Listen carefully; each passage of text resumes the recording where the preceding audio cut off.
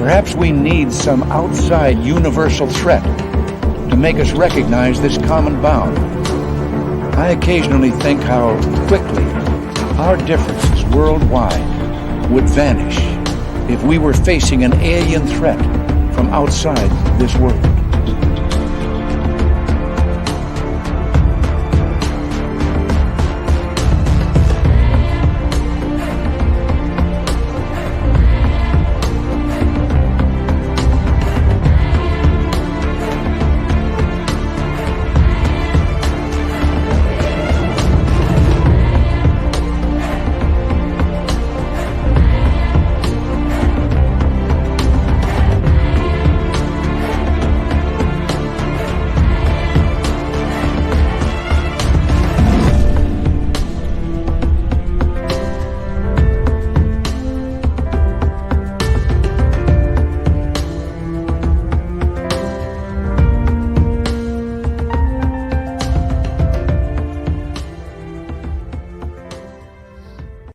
Good evening, everybody, and welcome to Spaced Out Radio tonight. How you all doing? My name is Dave Scott, and tonight it's the SOR Roundtable. We got a great crew for all of you to talk about UFOs, paranormal television, the best and worst of 2022, Canada, China, and so much more.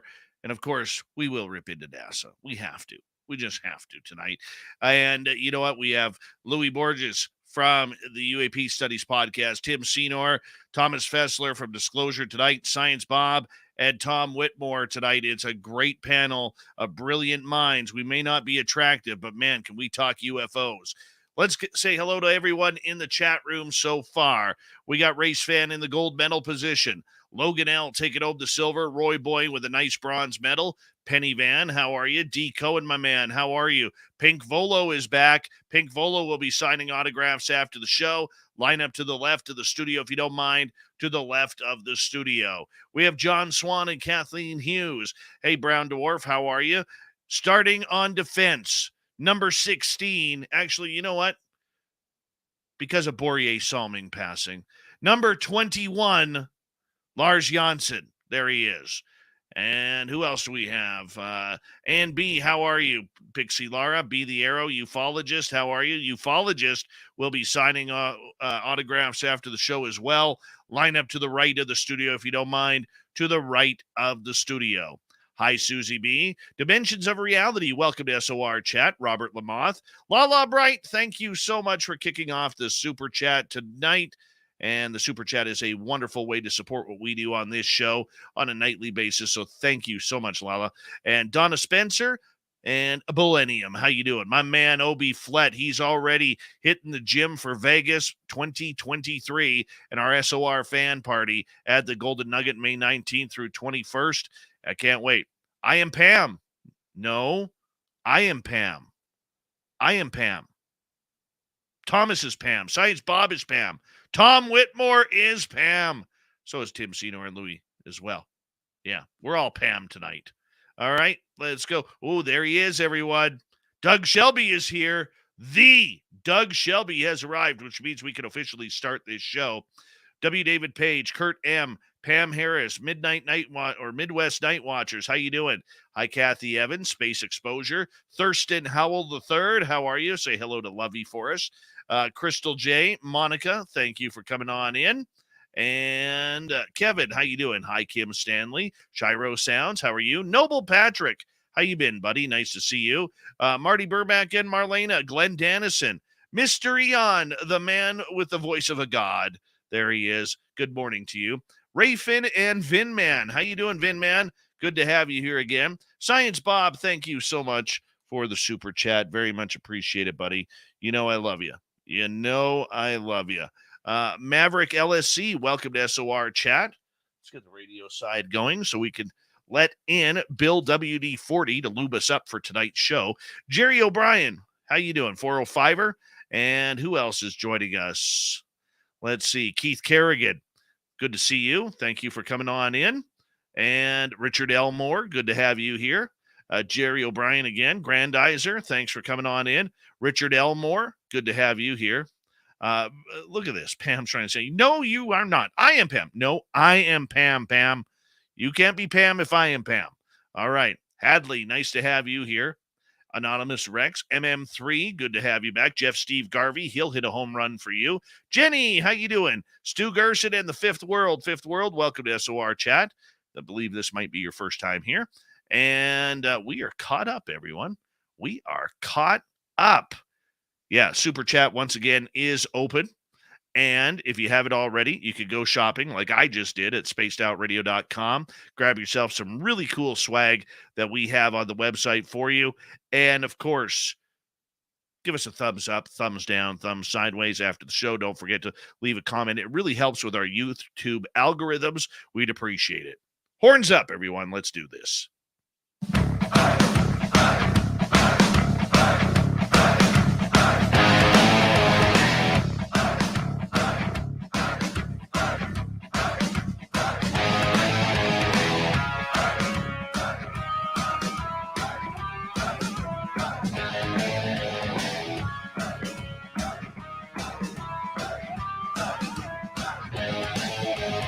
From the mountains of central British Columbia to you listening around the world, this, my friends, is Spaced Out Radio.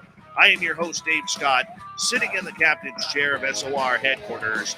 We welcome you to tonight's show on our terrestrial affiliates around North America, digitally on Odyssey Radio, TalkStream Live, and KPNL. All of our archives are free. Join us at youtube.com/Spaced Out Radio. Do old Davey the favor, hit that subscribe button. You can follow us on Twitter at Spaced Out Radio, Instagram at Spaced Out Radio Show, and on TikTok at Spaced Out Radio. Our website is spacedoutradio.com. We have a plethora of features for you, including Rocking Out to Bumblefoot, reading Shirky Poo's Newswire. Check out our swag as well. Tonight's show is brought to you by Chive Charities.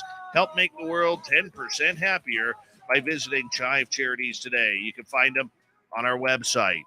Now, this show, we take everything off. We throw everything off the plate because it's all about discussion and debate about the month that was. And that is why we call it the SOR Roundtable around here. And tonight, we have a jam-packed show of information that is going to lead you down the road of scratching your head and making you think, hot damn, there's a lot of stuff going on in this world tonight. We got a panel of extraordinary people here tonight. We have Science Bob McGuire. We have from Disclosure Tonight, Thomas Fessler, researcher, little Tommy Whitmore. We call him Uncle Tom around here. Louis Borges from UAP Studies Podcast. And you know him from the UFO Report. It's our resident Timbit, Tim Senor. And tonight, gentlemen, we are going to start off with UFOs. We're going to be talking a lot about UFOs tonight, and that is why I gathered the panel that I did for this show, because there's a lot going on, and there is a lot not going on right now. And Thomas, we're going to start with you tonight in regards to the fact that we are now 5 weeks out and still no UFO report from the ODNI, which was supposed to come out on Halloween night. It's been delayed. There's really no reason or answers as to why it's been delayed. All we hear is that it's coming, and we have no idea what's going to be on that report. One thing we do know is that the U.S. Navy has been acting tough again and saying, we're not giving you any more videos. We're not talking about this subject. And here we go. I mean, is this an internal brouhaha happening, or what is going on? Person who's on the ball to go ahead and actually give us all the information with regards to this report and everything that's going to happen. When our reporters have had a chance to ask the people in the DOD, where's the report? What's going on? DOD every time says, well, you have to talk to the ODNI. Not saying, did you deliver everything that was required under the law with regards to the NDAA 2022 in a timely manner to the ODNI so they can prepare the report? And more importantly, have they gone back to you and asked for any clarification and additional questions regarding some of the stuff you may not have delivered? I mean, we're dealing with our real life SpongeBob SquarePants episode. You've seen it before where they say 25 days later. And we kind of get into it where, you know, it's become this running joke that just continues on. they can put out news brief after news release after press release on Twitter and other places on their websites to go ahead and spread the information, what's going out there. But yet when they have a requirement from the United States government, more importantly, something they're accountable to us, the payers, doesn't come that often, of a report they're supposed to have, it's freaking silence, and it just doesn't make sense. Except that, well, there's either they gave them a bunch of stuff that they didn't want to have. They gave them that shtick that nobody wants to deliver. But the truth of the matter is, we haven't gotten anything, and it could be really because the information that was due. Remember, they're supposed to be talking about everything, including the stuff under the sea, in our air, and in space. I can see a smile on Bob. I think you know exactly what I'm talking about. Well, let's go over to Science Bob here, and Bob, take it on over. What do you think? Okay. Why is there a delay? Well, what I know is multiple members of the House and Senate Select Committee on Intelligence told the people who are writing the report that we're not listening to this crap. You take this report back and you give us what we asked for. And that's exactly what they should have been told. We're not listening to your crap anymore. We want the real deal. Give us what we asked for, or we're going to subpoena you, drag your butt in front of the cameras, and tell you what we want. Well, that's shooting from the hip right there, Bob. And for a long time, the U.S. Navy and the other military and alphabet agencies have had their way on everything. Why do you think that the government is going to stand pat on this? The Congress has had it. Look, Congress has taken over disclosure. It won't come from the president. It won't come from the Pentagon. It won't come from the Director of National Intelligence. It won't come from the Defense Intelligence Agency. It won't come from NSA. It won't come from CIA. The Congress of the United States of America has had it with the cover-up. Then why are they going and just seriously not addressing it? Tim Burchett wants to meet with Rubio and others, and they won't even have meetings to talk about the situation. It seems like Congress had been. No. Look. I love Tim Burchett's enthusiasm, but let me just be my typical blunt self.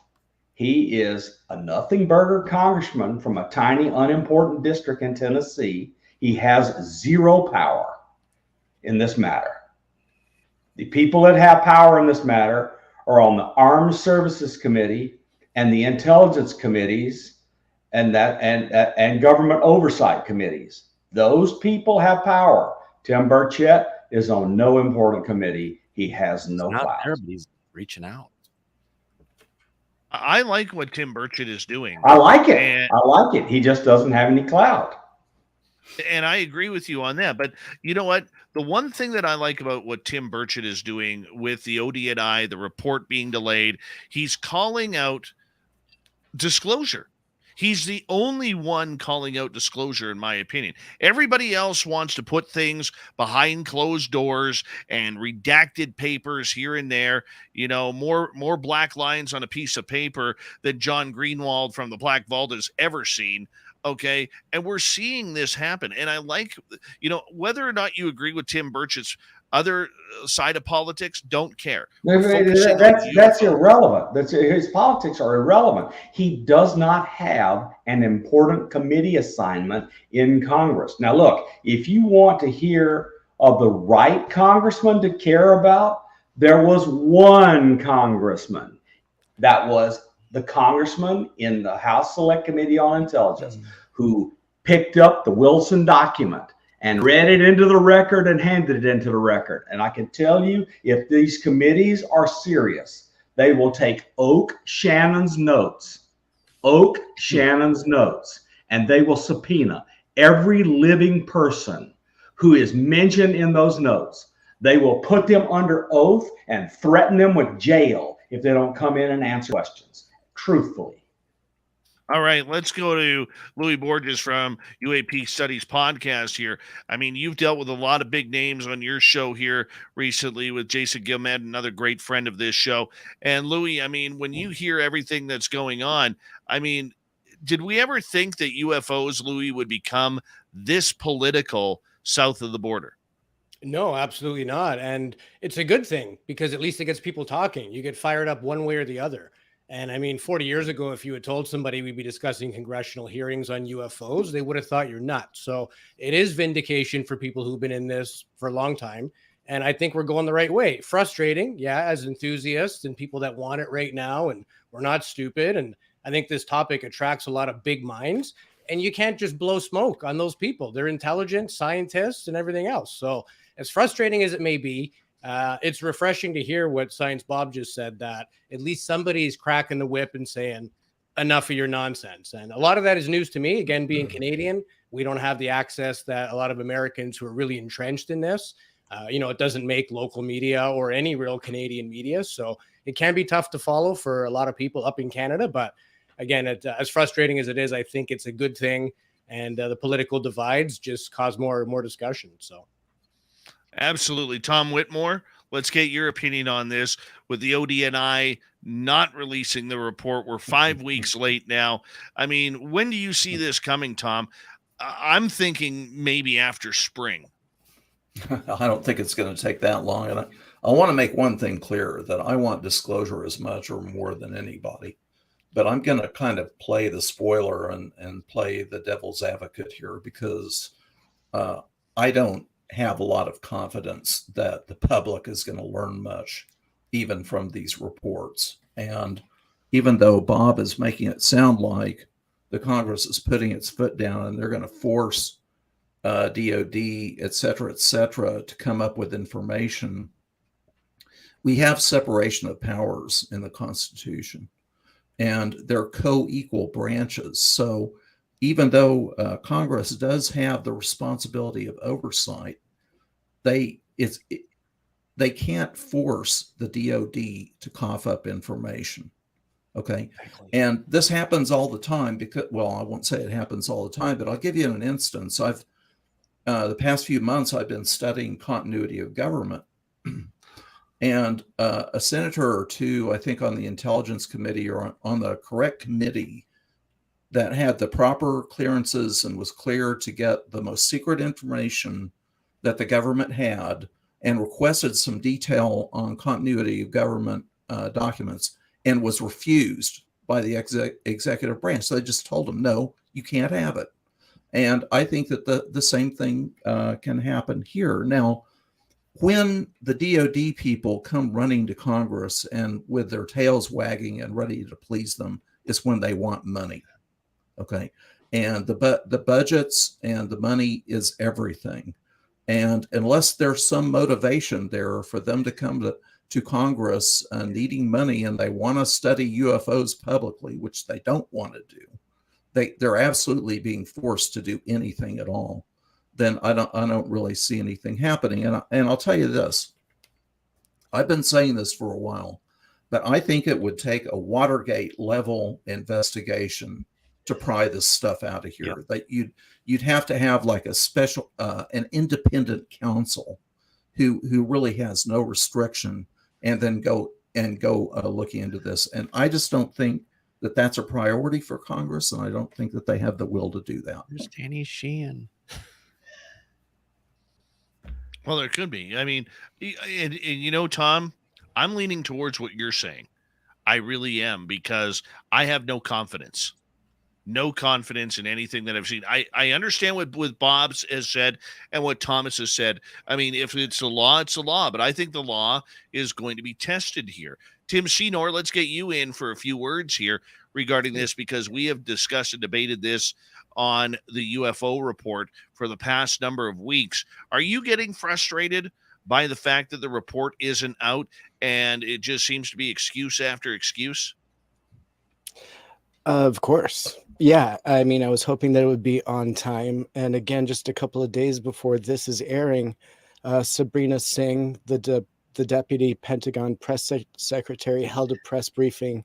And when asked about this and this topic, she just breezed through it with no explanation, kind of a shrug, and she didn't have any information whatsoever on when it's going to be delivered. So yes, I think it's incredibly frustrating to see the Pentagon not even holding this accountability that we're all kind of hoping for kind of makes me a little nervous when it comes to some public opinion. I don't think we're going to get any kind of representation, so it makes me nervous. You're absolutely right in wondering that. But back to Tim Burchett very briefly, I feel he's a very bold spokesperson. And if we're able to kind of keep him in the position he's in, he's still making headlines on this topic. And again, he names names when it comes to people that he believes have been compromised. And so when he is refused a meeting, he names their name, which is almost as valid as the information that could be taking place during it. So, sometimes the silence screams information. And I think that's kind of what we're getting right now, is that silence. So let's look between the lines. And we always have to read between the lines on any of these subjects as we go forward. And Science Bob, I'm thinking, reading between the lines, what's the feeling you're getting from the people you were talking to on the inside? There is one thing, and one thing only that will change all of this, and it will change it overnight. One thing: the President of the United States will sign 2 bills and the game is over. Why is the game over? Tom shaking his head, but he's wrong, and I'll explain why. Because the bills allow anyone in government, anyone in the entire United States government, to come in and talk to members of Congress on the intelligence committees or the armed services committees and tell them all they know about what's gone on inside government since January 1, 1947. And that date is in the bill. That date is in the bill. Why do you think that date is in the bill? Does that sound like it's significant? I think it might be significant.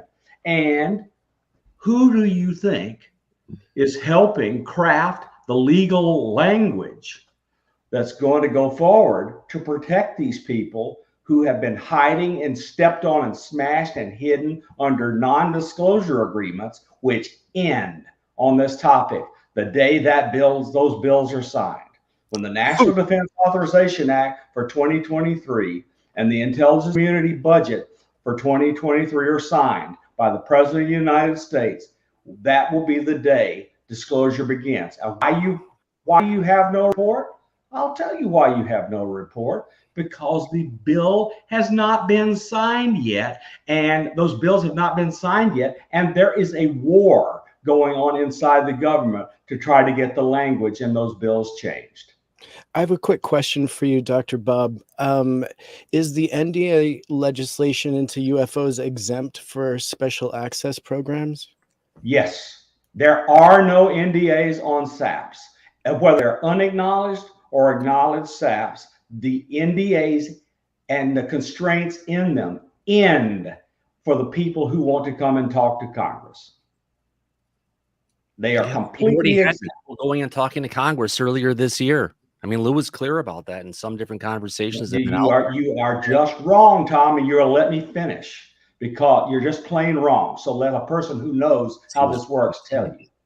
The Special Access Program NDAs apply even to people that want to come into Congress now until these bills are signed into law.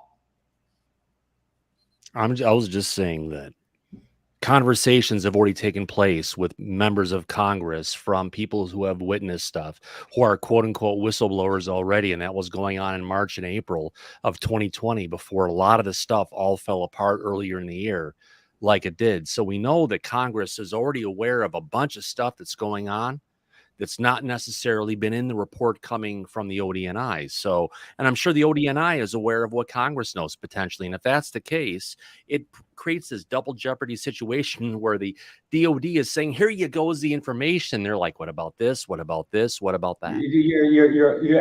Everybody's forgetting a couple of things. Just let me quickly point them out. The DOD has no reporting responsibility to Congress on this. Who has the reporting responsibility in these bills? Only one office. It's in the executive branch, and it's not in the Pentagon. If you'll listen to the Pentagon spokesman, so saying, oh, look, this is coming from the Office of the Director of National Intelligence, and we're not going to get ahead of them while they're doing their report. I've heard But the that three information is times. due to I've heard them that 3 times in the coming last from the month. UAPTF. The Pentagon is One not at a going time. to report on this. One at a time, guys. I know we got to bite our tongue sometimes. But absolutely, you're one at a exactly time. on it, Bob. And it's coming from the ODNI, but some of the stuff we're getting from the ODNI, that source of the data, everything has to be reporting up to the UAPTF, and there's reporting requirements of all that information that has to get to that one central point, and then that comes across ODNI. And if that information isn't flowing up into the UAPTF and doesn't make it to ODNI, ODNI has the reporting to Congress, but there's other organizations within the DoD that are on the hook as well, not just the ODNI. So the language in the 2 bills replaces UAPTF with APRO. APRO. And when APRO is in existence and the laws are changed and the reporting requirements are now in concrete, signed into law, everything will change. Yeah. All right. We got 2.5 minutes left. And Science Bob, Thomas Fessler, you can totally hear the passion in their voices about this. Tim, I see you smiling there. And, when you hear a bunch of differing views like we have here, I mean, we're almost like the entire UFO field right now, Tim, where we're confused on what's happening, what's not happening. Where is this going to go? Where isn't it going to go? I mean, should we be confused with all of this? Absolutely. And that's the whole point. I mean, we're not getting information. We're getting partial information. It's all to kind of hopefully ride this out. And we know that it's semi-politically driven, if not completely politically driven. So they'll absolutely wait it out until the people that are, kicking up the most dust just aren't there anymore. And we are hopefully, as the public, distracted by something else shiny in the news. Mr. Whitmore, would you agree with that? Well, I agree with Bob that there's a war going on in the government behind the scenes. You got 2 factions happening, and yes, the law is being set up so that they have a secure channel for people to report what they know. The problem is, historically, quote unquote whistleblowers, things usually don't end very well.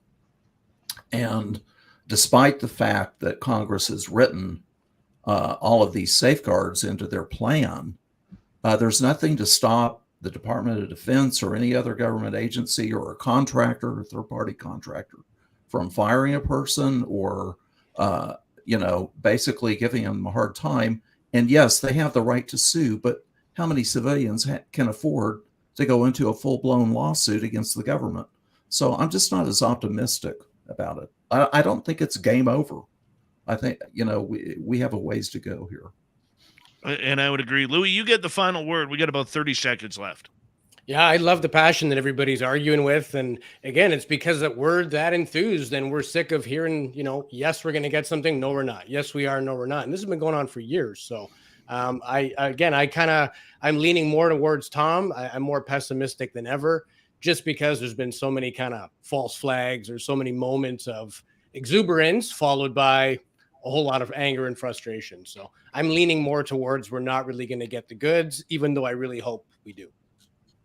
Well, on that note, gentlemen, when we return from the break here on Spaced Out Radio, who is in the public's corner when it comes to UFOs? Every group out there seems to be infiltrated with government agents, government scientists. What about the SCU? We're going to get into that and more on the round table tonight. Second half hour of Spaced Out Radio is next.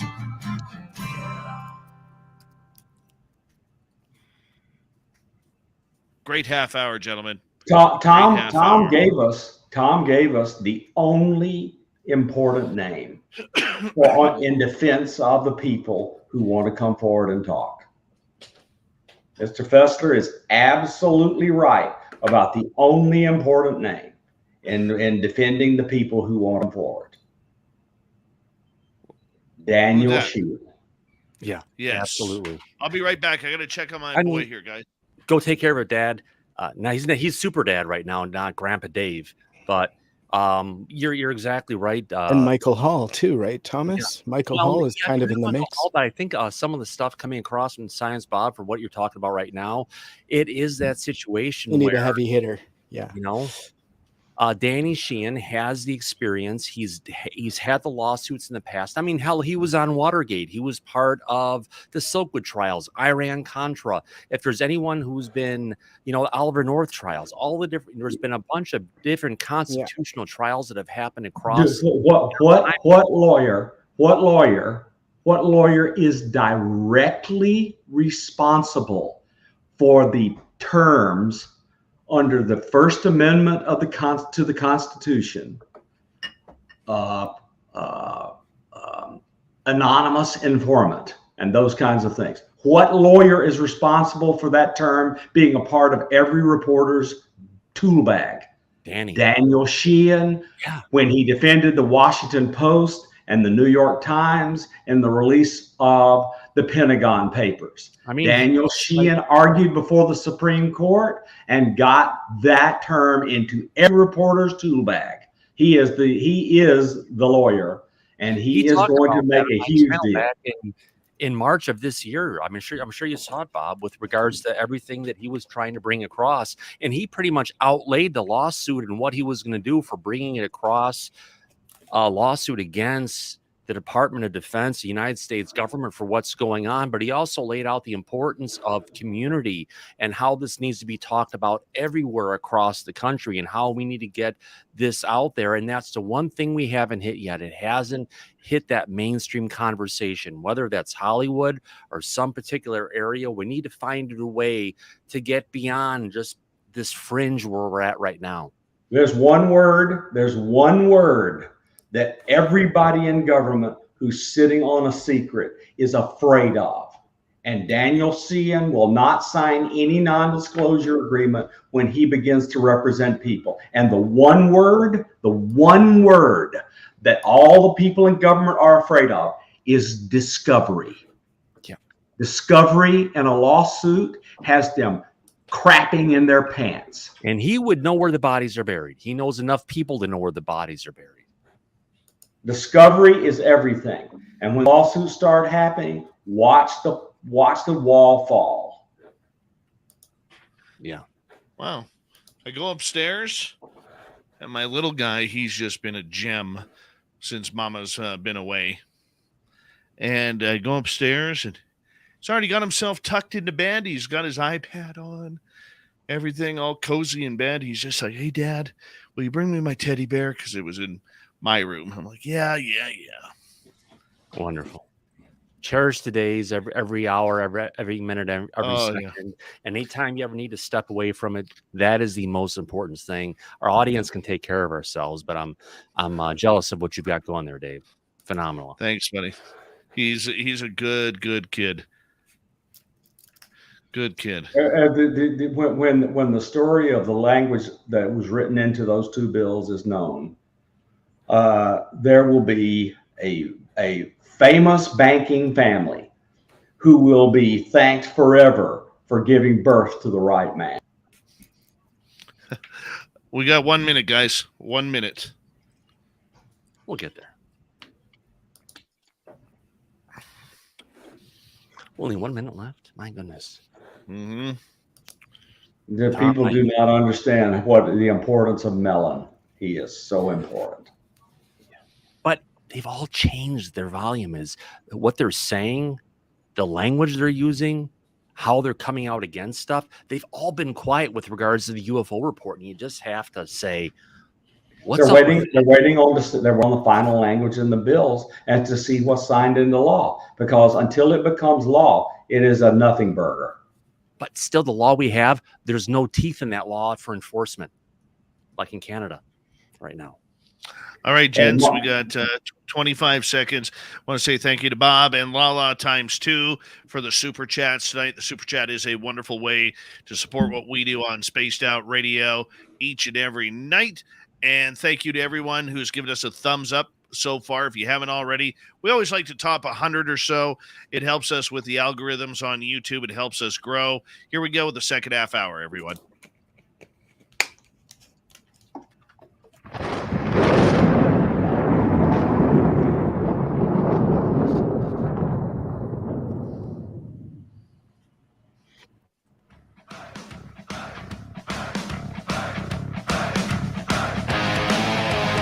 Second half hour of Spaced Out Radio is now underway. Good to have you with us. My name is Dave Scott. Very much enjoy earning your listening ears wherever you are on this beautiful planet we call Earth. I want to remind you that if you missed portions of this show or others, check out our free archives. All you got to do is go to youtube.com/Spaced Out Radio. Do old Davey the favor, hit that subscribe button. Our website is spacedoutradio.com. We have a plethora of features for you. Rock out to Bumblefoot, read Shirky Poo's Newswire. Check out our swag as well. Follow us on Twitter at Spaced Out Radio, Instagram at Spaced Out Radio Show, and on TikTok at Spaced Out Radio. Here we go. We're continuing on with the SOR Roundtable, which we do near the end of each month to hang on out and tell everybody what's been going on in the month that was. And it was heavy into the UFO world this month. Joining us tonight from the UFO Report here on Spaced Out Radio, we have Tim Senor, researcher Tom Whitmore from UAP Studies Podcast, Louis Borges from Disclosure Tonight. We call him Little Tommy Fessler around here. And Science Bob, Dr. Bob McGuire, joining us from Science Bob and Friends. And gentlemen, we are going to get into the entire SCU here. And the SCU stands for the Scientific Coalition of UAP Studies. And Science Bob, I know you are a member of this.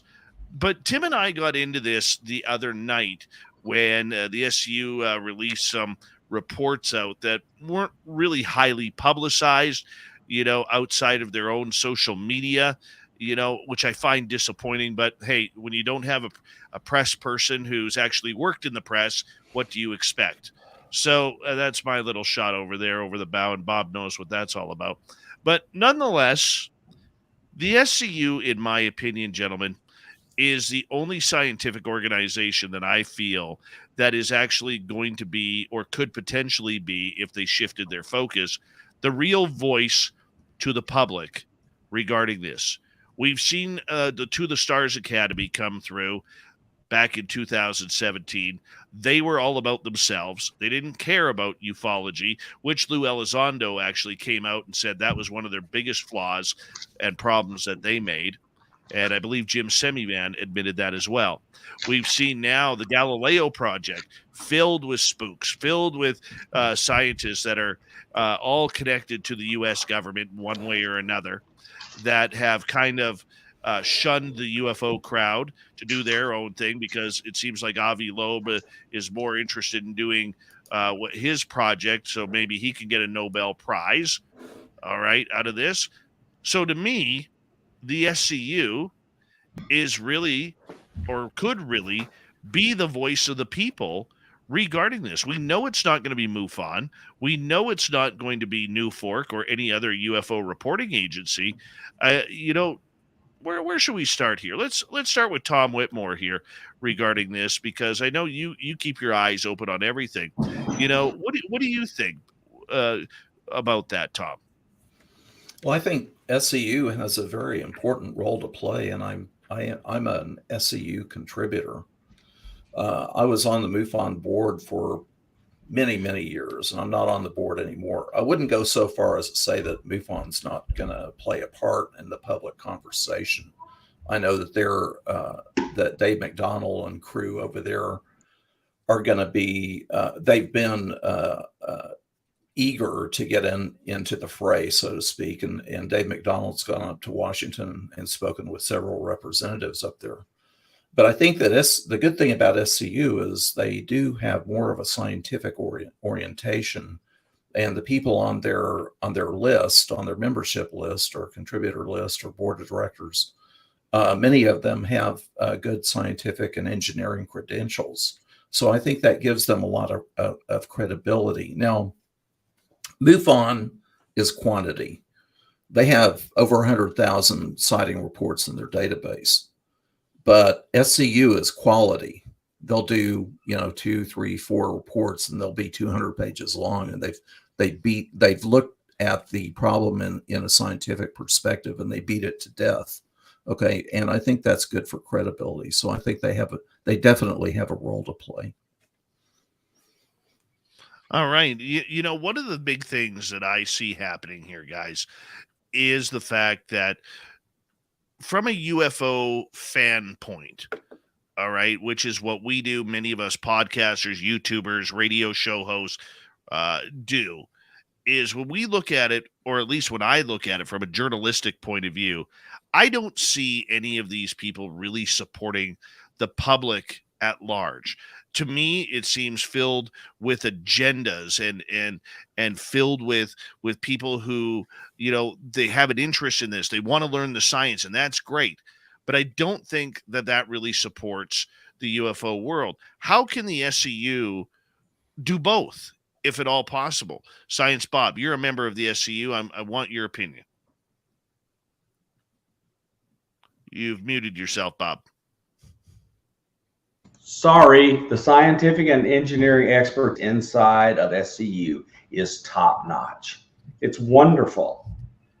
However, the scientific and engineering expertise being top notch does not give them access to the one thing you need in order to do things: data.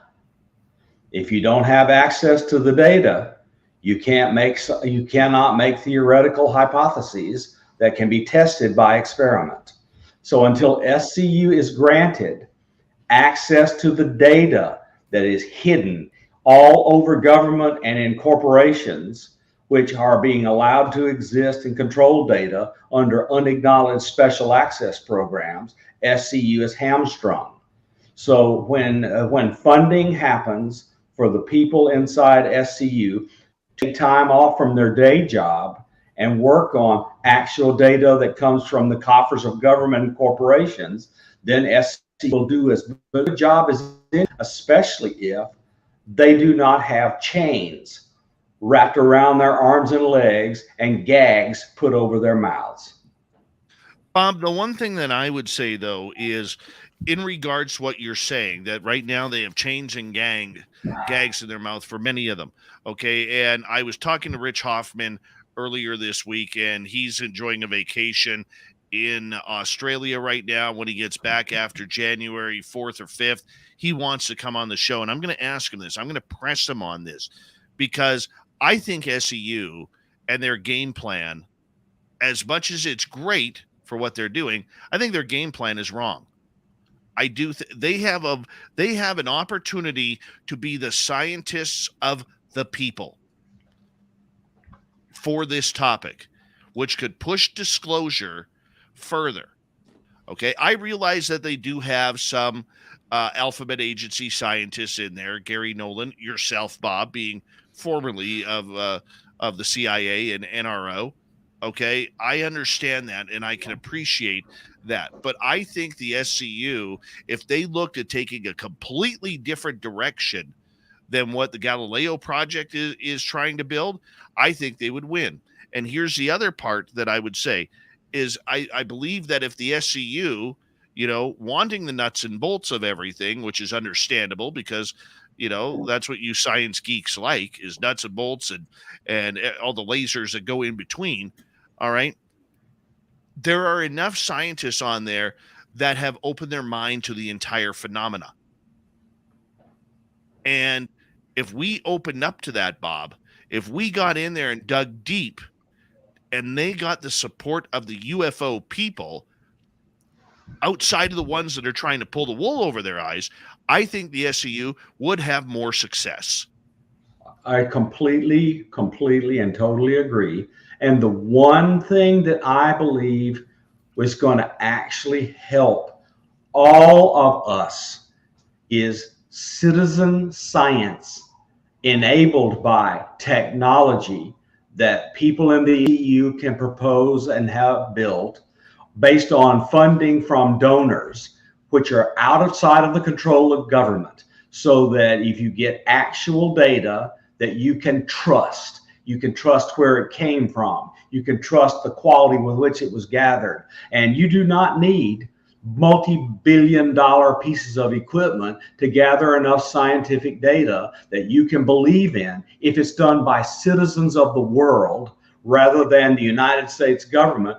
SCU, with its people from all over the world, can do the job. I just have to jump in one little bit. No matter how much data they get, no matter how much stuff they have, unless they have someone who can handle PR, who can handle the message, they're going to fail horribly, because to take a video out there and to go ahead and put it on YouTube like they did today and have a 30-minute blank video going in the background where they're just basically going and just leaving it blank, and you're waiting for something to go ahead and show up, whether it's a few minutes later, a few inches later, all the different kind of stuff that goes on with SpongeBob. To a degree, you're just getting into it, and you just have to look at it and say, what are they doing? Do they have the right people? Do they know how to delegate?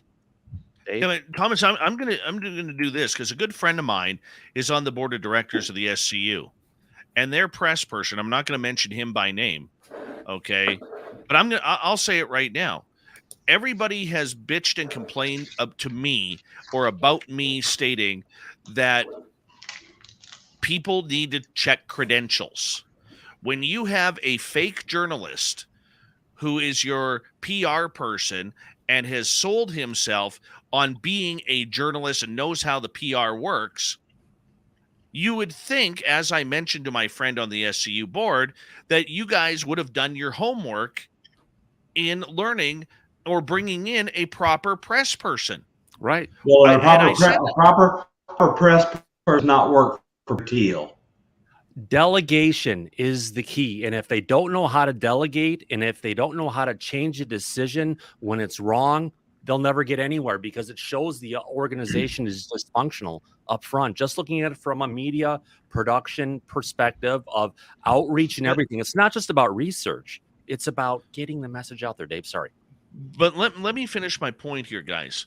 Okay, it's this, and I'll take the bullet on the hill here for this one. Okay, the point that I'm getting at here, gentlemen, is this: there are people in the UFO field who have made a career on lying on their resume, a career, and they've made a ton of money off of this through conferences, conference appearances, book deals, television shows, documentary appearances, all by lying on their resume. Now, there are a lot of people out there who will say, hey, citizen journalism is what social media is all about.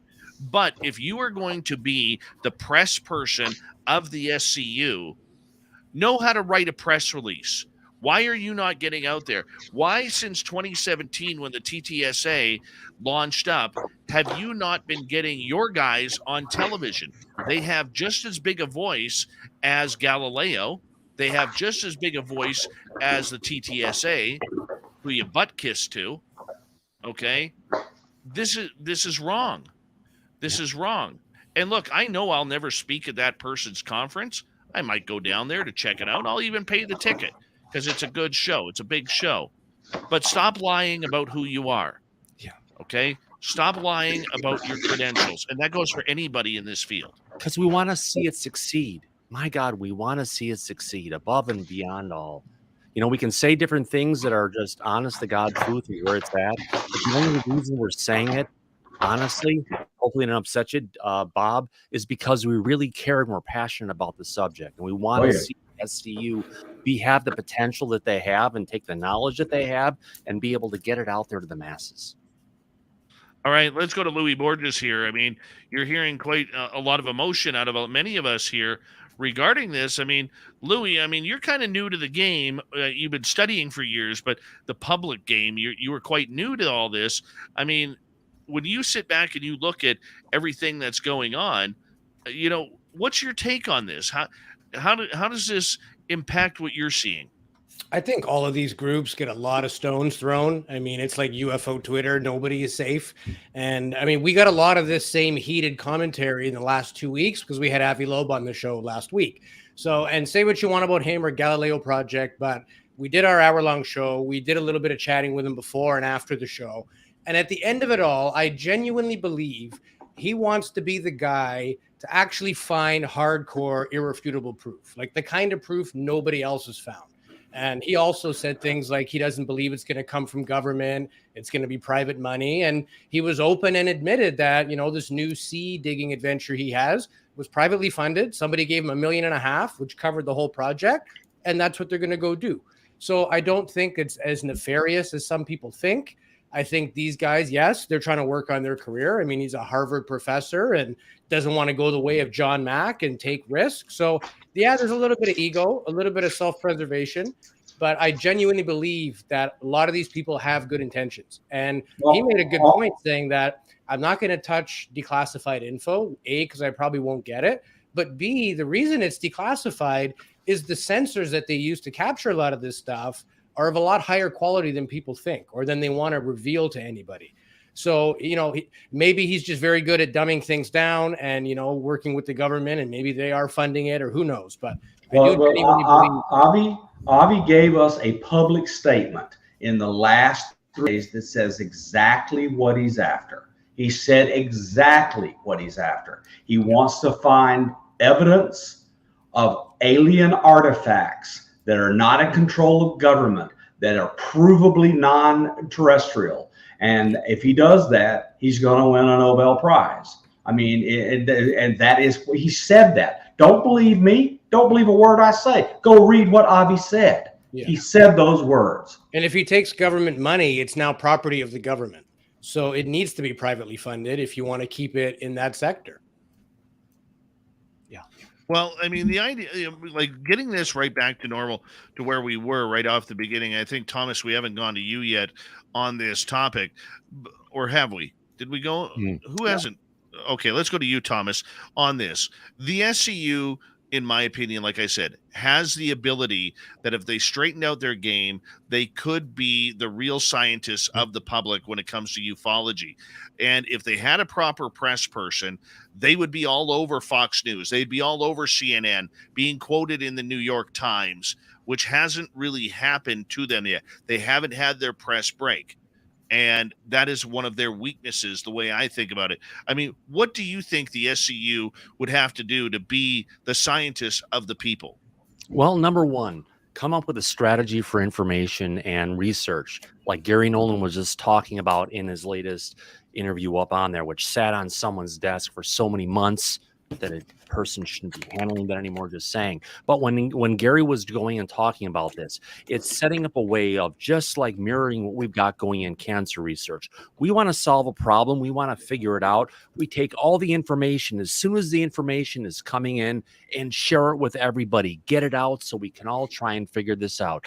Take a Philadelphia experiment or a way for us, you know, the way we've looked at stuff to try and figure out cancer and other things, and mirror what works. Taking this compartmentalized national security method is doing nothing but empowering China from where we're going to go towards. But as far as the overall media, the opportunity, if someone is in the right place, just reach out and say, you know what, I'm over my head.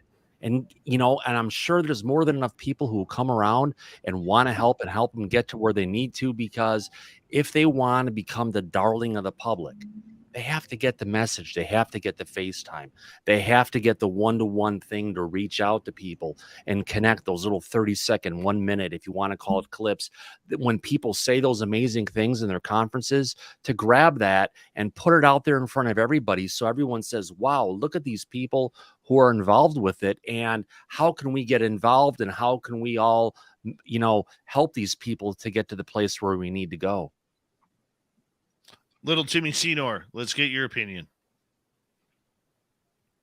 Yeah, no, I love what I'm hearing from everybody here, and especially Dave. I kind of heard your opinion has flipped a little. You sound like you're open and a little optimistic. No, don't give me that much credit. Do not give me that much credit yet.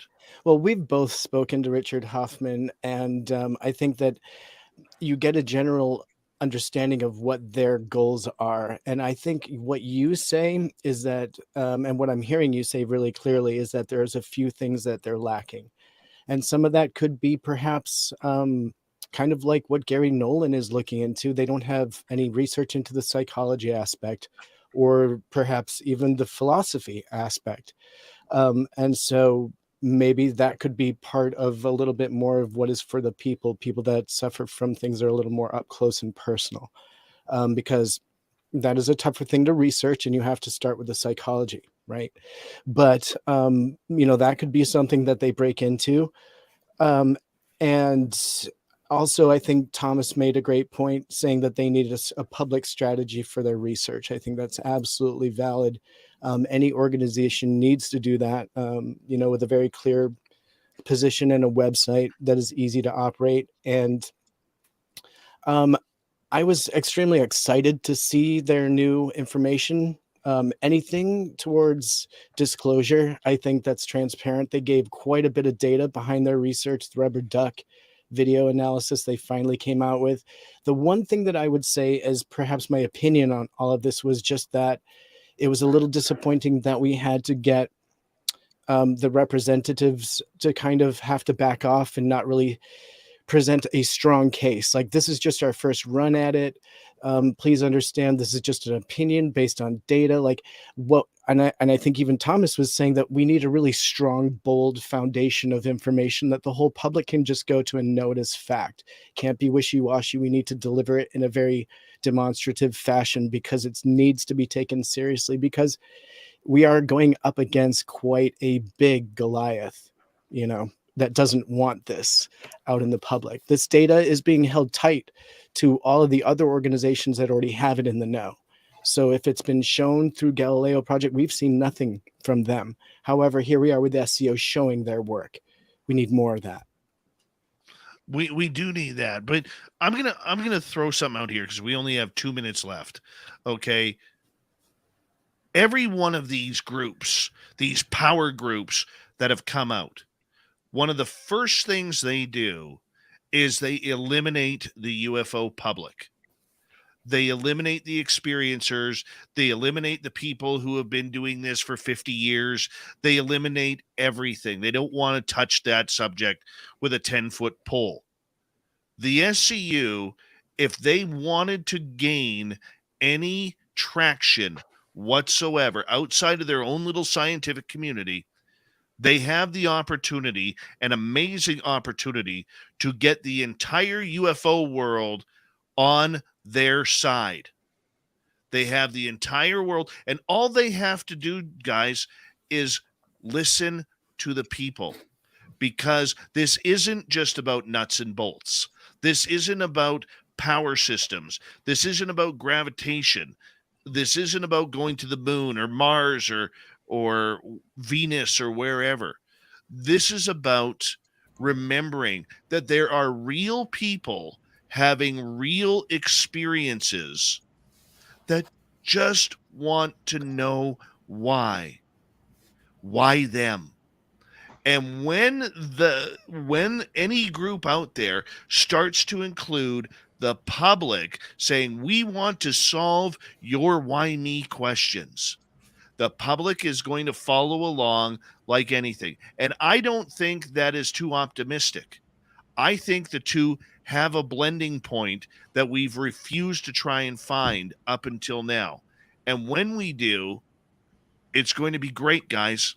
It's going to be great. But it's going to take somebody, a shift in focus from a group like the SCU to come along and say, this is where we need to go. We have millions of people on this planet who want to know, what was those lights in their bedroom? What was that being in their room? It's not anecdotal. The stories may be anecdotal, but the stories are also very true and very vivid to those people.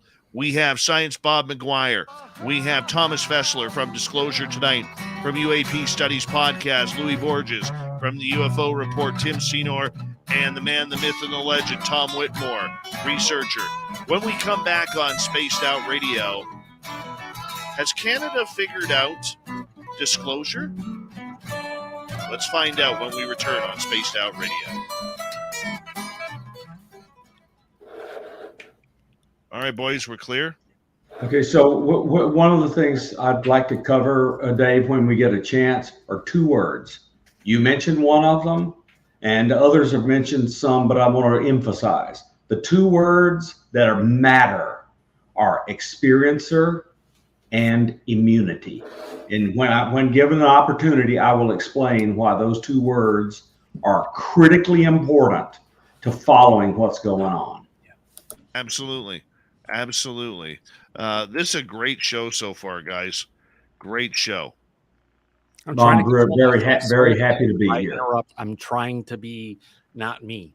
It's just who I am. I apologize if I do, but I try to keep it. Oh no, we're passionate. Look, dude, we're passionate. If you're not passionate, don't be here. Yeah, exactly. I'll be right back, guys. I gotta go check my boy. Super Dad, we got it. Absolutely. Tim. It's good to see you, buddy. My friend. Yeah, it's great to see It you feels too. like a couple days ago we were hanging out. Yeah, it's deja vu. It's nice. We even look at this. We color match tonight. You know, we exactly. You know, I just had my usual flannel on and everything before the show, and was like, you know what? Screw it. Let's just put it on the whole thing. But I have a regular white T-shirt on underneath, so I had a button to the top, which I never usually ever do. I love it. I think it's great. I just happened to throw this on, but it was one of those things I was like, wow, look at that. We all match tonight. That's perfect. Yeah, perfect. You know, it shows we're connected. You know, there's so many synchronicities that all of us go through. And what people don't realize just, you know, we all have things that make us special for who they are. And when you can take some of that stuff and pass on some of the stuff we share, that it can truly make a difference in someone's life. So if you ever get that feeling, that idea of something that comes to you, don't be afraid to pass it on to a friend or somebody you care about, because it may be something that they need to know. And I have a question for you. Stuff comes from beyond, and you just have to go with it. Yeah. I have a question that I was going to ask you the other night. And since it's just you and I'll chuck you a little woo.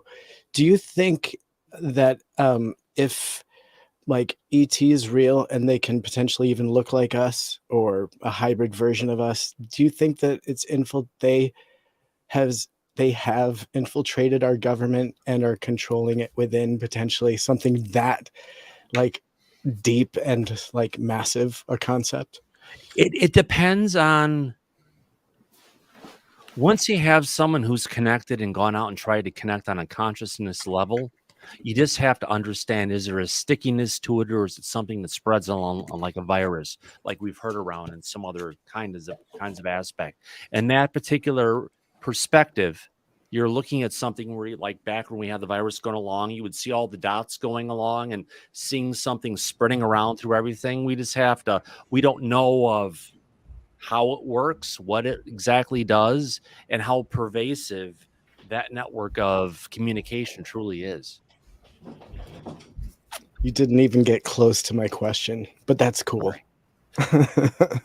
It's probably best because it's pretty like, yeah. No, well, it just comes down to it. If we want to look at, do they have a connection? Do they have an ability to go ahead and control humanity or pass on information or give us inspiration or ideas? Maybe that we have something called the left coast, because we have a bunch of things that are flying out of the ocean over our shores in a long period of time, and it's moving the mindset of humanity in a suggestive way. That's something that's more slower than, instant. Right. I don't know.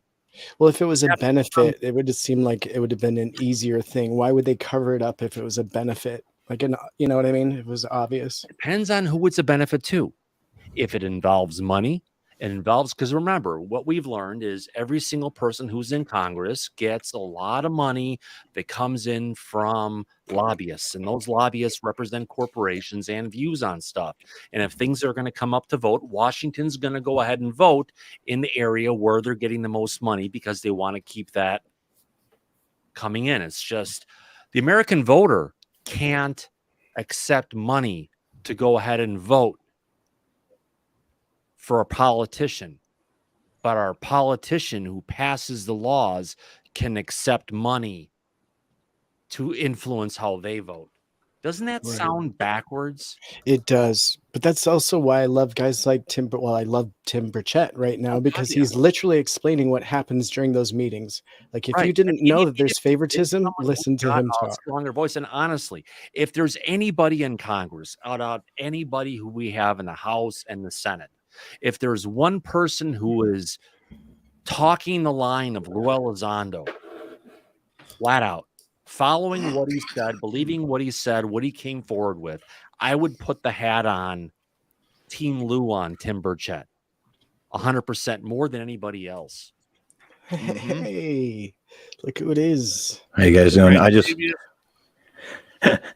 I just wanted to say congratulations, Dave.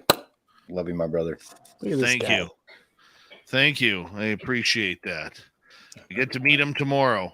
Oh, Hey, good by job. the way, we got to tell our audience that Dirty Fylth's calendar, his cartoon calendar, has come on out. Hit up Dirty Fylth or filthy.com for your calendar. He actually got And- filthy.com. Yeah. Oh my God. That's got to be worth a lot.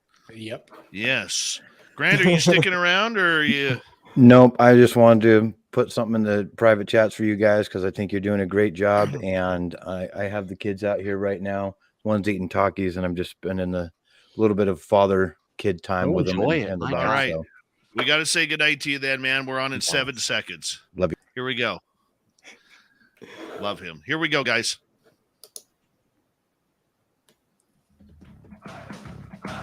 You're listening to Spaced Out Radio with Dave Scott. Follow Dave on Twitter at Spaced Out Radio and on Facebook, Spaced Out Radio Show. Hour number 2 of Spaced Out Radio is now underway with the Roundtable. My name is Dave Scott. Very much appreciate earning your listening ears wherever you are on this beautiful planet we call Earth. Hello to everyone listening in on our terrestrial affiliates around North America, digitally on Odyssey Radio, TalkStream Live, and KPNL. All of our archives are free. Join us at youtube.com/Spaced Out Radio. Do old Davey the favor. Hit that subscribe button. We're trying to get to 20,000 subscribers before the end of the year. You're so close. How many we're are at you, nine- how many do we need to get? We're at 19,547 as of 547. showtime. That's only for, gosh, that's like 30 freaking 3 votes. I mean, 33 additional people to come on. That's not that many. If anyone know anybody out there who hasn't checked out Spaced Out Radio, share it on your freaking social media. Share it to your friends. Ask someone to get in. Anything we can do to help Dave. I mean, the price of admission here is pretty reasonable if you ask me. Hey, that's why Thomas runs telethons right there. Thomas Fessler, the telethon master. Where are we going? Higher. Where are we going? Higher. Oh, Ring you those know, it's so phones. close. Ring Come on, those buddy. phones. If you're watching the Hey. show, you haven't hit the subscribe button, do us a favor. Reach over, make a difference right now. And give Dave a thumbs up. And if you're giving him a thumbs down, at least tell him why. He deserves it. Hey, the Desert Clam has set the password for tonight in the SOR Space Travelers Club. Vacky. Vacky is your password. Use it wisely, Space Travelers, as the Clam sets the password each and every night right here on Spaced Out Radio. Our website is spacedoutradio.com. We have a plethora of features for you. Rock out to Bumblefoot. Read Shirky Poo's Newswire. Check out our swag as well. Follow us on Twitter at Spaced Out Radio, Instagram at Spaced Out Radio Show, and on TikTok at Spaced Out Radio. We continue on tonight with the SOR Roundtable from UAP Studies Podcast. We have Louis Borges, Tom Whitmore, a regular on the Roundtable, researcher extraordinaire from the UFO Report, Tim Seanord, Dr. Bob McGuire, known as Science Bob around here, and from Disclosure tonight, we have Thomas Fessler. Now, gentlemen, there's been a lot of news coming out of Canada regarding UFOs recently. And, you know, the one thing that I'm going to give a lot of credit to is Member of Parliament Larry McGuire, who refuses to drop this subject. And I'm going to tell you right now, and this may sound controversial, especially to our American guests and listeners, and the majority of our audience is in the United States. But I think that Canada is on the precipice, if they continue, to be leaders in the disclosure movement, the true disclosure movement. And let me tell you why, and then we'll get the panel to come on in here. Canada wants nothing to do with a threat narrative. They want their top scientist, Dr. Niemer, to come on in and study these craft and the effects that it has on our airways, what the alphabet agencies, the RCMP, the DND all have in reports. They want to bring them all together under one roof. They want these reports to stay scientific. They want these reports to know from citizens to military what is happening. The Department of National Defense has come out and told members of Parliament that there is zero threat narrative to Canadian skies and Canadian airways regarding unidentified flying objects. And to me, this is a huge contrast as to what is happening down south with the threat narrative continuing to be pushed. And we're going to get into that a little bit more later. But let's start with you, Louis. You're my fellow Canadian here on this subject. And I really do believe that Canada is taking the steps necessary in order to try and bring disclosure, maybe not to just the Canadian people, but properly they could be a leader in this field as they were in the research in the 50s and 60s. Yeah, I agree. I think they're treading lightly, A, because we know our place, and B, because we just don't have the data that our American friends do. But Grant Cameron has been really instrumental with that too. He was on our show a few weeks ago, and he basically told us a story that he heard of Lou Elizondo, Sean Cahill, Chris Mellon, speaking with people in the Canadian government, trying to sell the threat narrative. And the Canadians were more like, we're not so gun-toting up here. We're kind of like, hey, let's step back and take a scientific look at it. And as soon as they realized that was the summation of it all, they were out. They didn't want to be involved. And again, when you're military, that's all you know through and through. So I get that. It's conditioning, it's training, it's a mindset.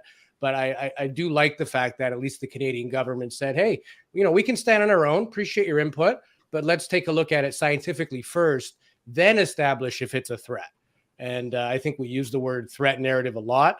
That means different things to different people, whether that's a threat of, an invasion or just a threat because pilots might behave erratically if they don't know that something's potentially there. So, I'm more of a believer of not a threat. I mean, I think if we were going to be enslaved, it would have happened already. And I don't think these things, have the characteristics they do are going to accidentally take out an airplane. So that's sort of just my personal opinion and my 2 cents on that. Science Bomb, I want to go to you on this because you have worked closely with me on this. You've worked closely with Grant Cameron on this and Nicole Sackage as well.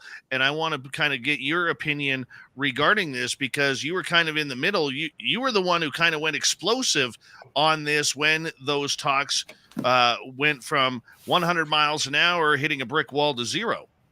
Yeah, look, so without outing any names, the people the Canadians brought to the meeting, just like you and Louis said, their responsibilities inside the Canadian government were only science. They didn't have the authority to represent the Canadian government or the parliament or the citizens of the Canadian country in any matter concerning threat or military. They only had authority to speak to and care about science. So when Lou and Sean, et cetera, came in and had what wanted their threat narrative, they found they had no willing partner because the people who were talking to them had zero political stance, zero power in anything except science. And you know exactly what I'm talking about. Let's just leave it there. No, and you're exactly right on that. And the idea behind it is this. I think that the group that came and talked to the Canadian members of Parliament really didn't understand how a parliamentary system works. You can be in opposition, but it means nothing. The voted in power, which right now is Justin Trudeau, who's making another mess of this country as we speak. But that's for a different day. He is It's his team that we know have been read in on this by members of the UAP task force as of February of this year. We also know that Trudeau first learned about this subject from former Ambassador David McNaughton back in 2019 when him and former Defense Minister Harjit Sajjan were read in on this a number of years ago. So we know this has been going on. We know the Canadian Liberal Party is very, very astute about this UFO subject. That being said, the scientific aspect has proven so far in Canada to catch the ear of Dr. Niemer, Canada's top scientist.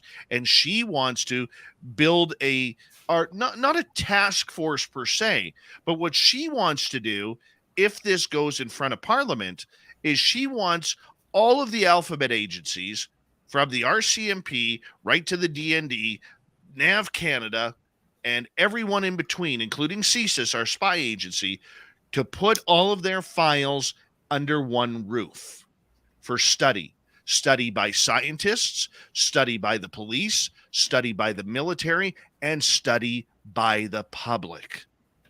And to me, gentlemen, go ahead. Yeah, I want to say if the budget that the Canadian Parliament passes only empowers them to study science, that's the military and the others can't spend a nickel on it.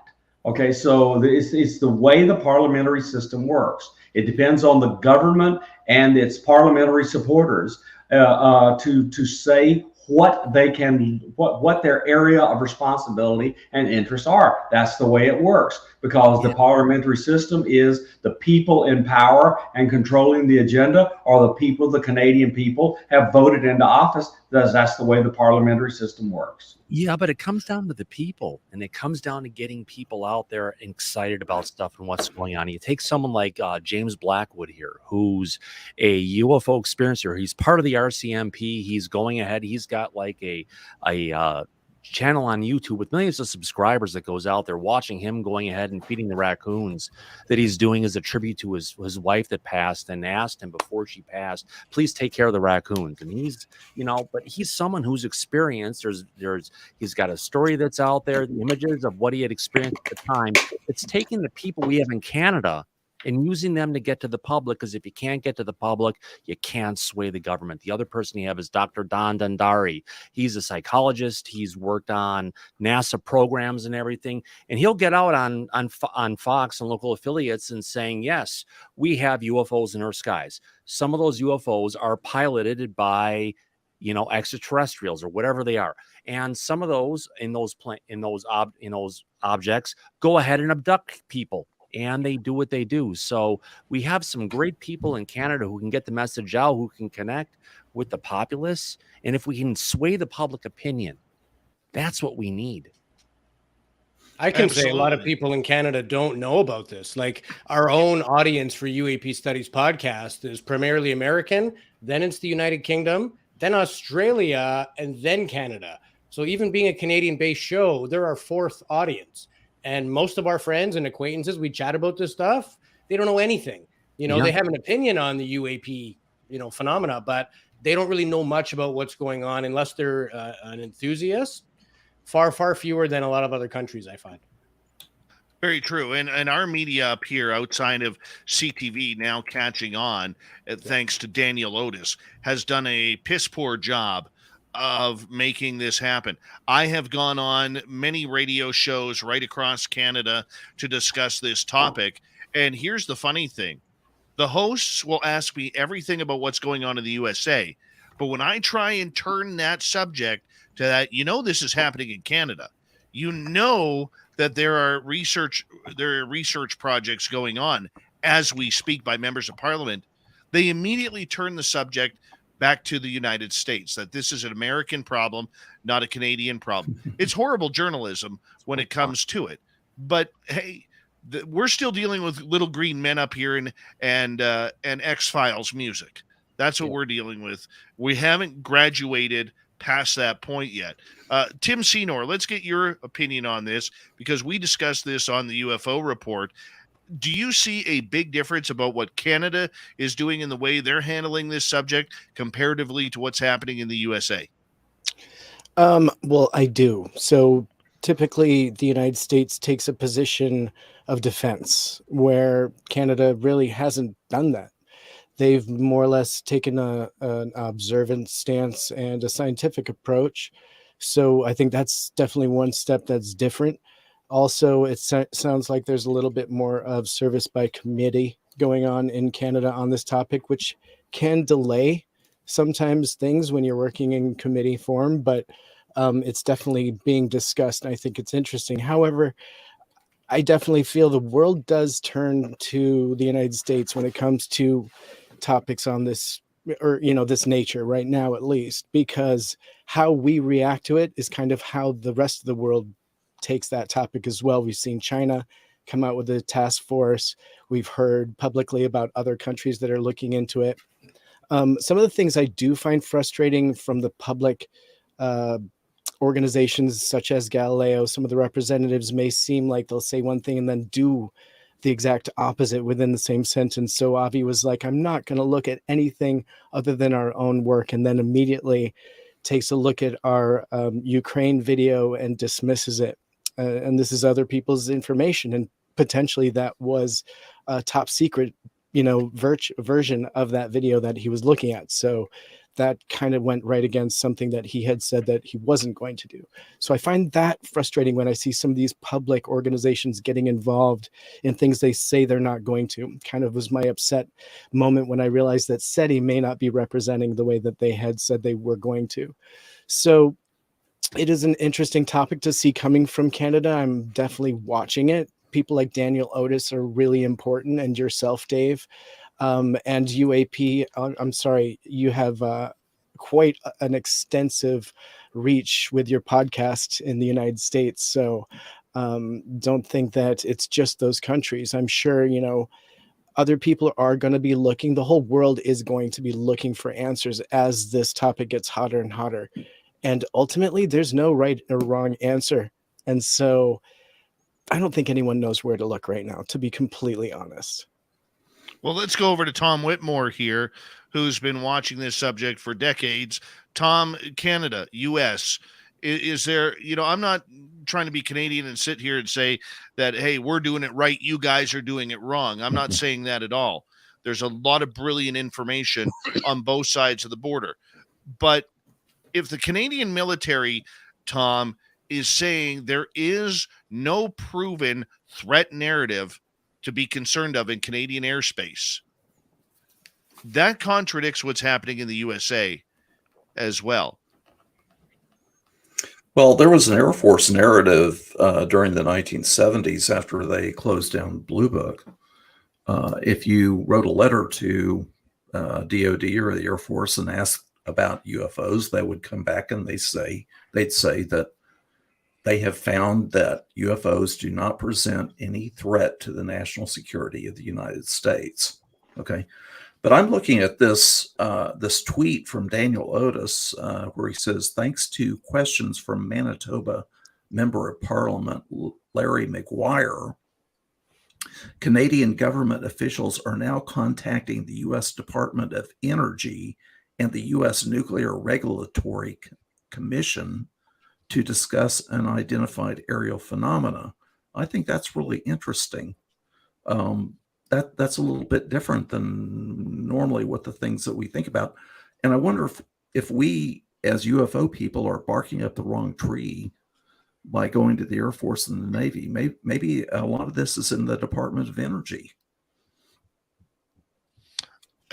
Well, I know that Larry McGuire first jumped on this subject because, Tom, he is the national critic for nuclear energy in Canada. And he had been tipped off that there had been UFOs sighted and videoed over these nuclear facilities at least 3 times on video. And so when he brought that up to the standing committee, what he did was he asked them about it point blank, and then asked in a follow-up meeting whether or not they have contacted their American counterparts to see if they have any issues with UFOs being sighted over nuclear facilities. We know that it was happening right off the bat when it came to nuclear missile silos in the 1960s and 70s. Okay, but they wanted, because Canada doesn't have any nuclear weapons, we're a nuclear-free zone, they wanted to, with the sightings over the energy facilities, that's where he got the door open. That's how he was able to get it into the public eye, was that story right there. Yeah.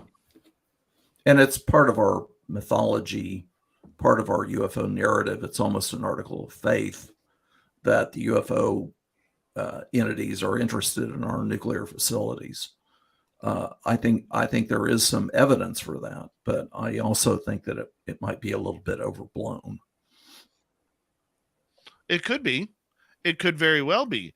But the idea behind the threat narrative, to me, is once again about scaring people and about money. Fear brings money. Okay. Yeah. It's like all of these ghost shows on television. We're going to talk about that in the next half hour. All of these ghost shows all of a sudden are finding demons everywhere, whether it's under a couch pillow, whether it's under the kitchen table, stashed away in the stove. Demons are everywhere. We got to fear this. It's the same thing as what's happening with UFOs regarding what we are seeing. And to me, that narrative doesn't work. But we do know one thing. Fear brings budget, Science Bob. Sorry, I have a ton of points I'd like to make. So let's just deal with that. We got 3 minutes. Yeah, to just deal with that particular one. So I want to deal with two things: energy and this fear thing.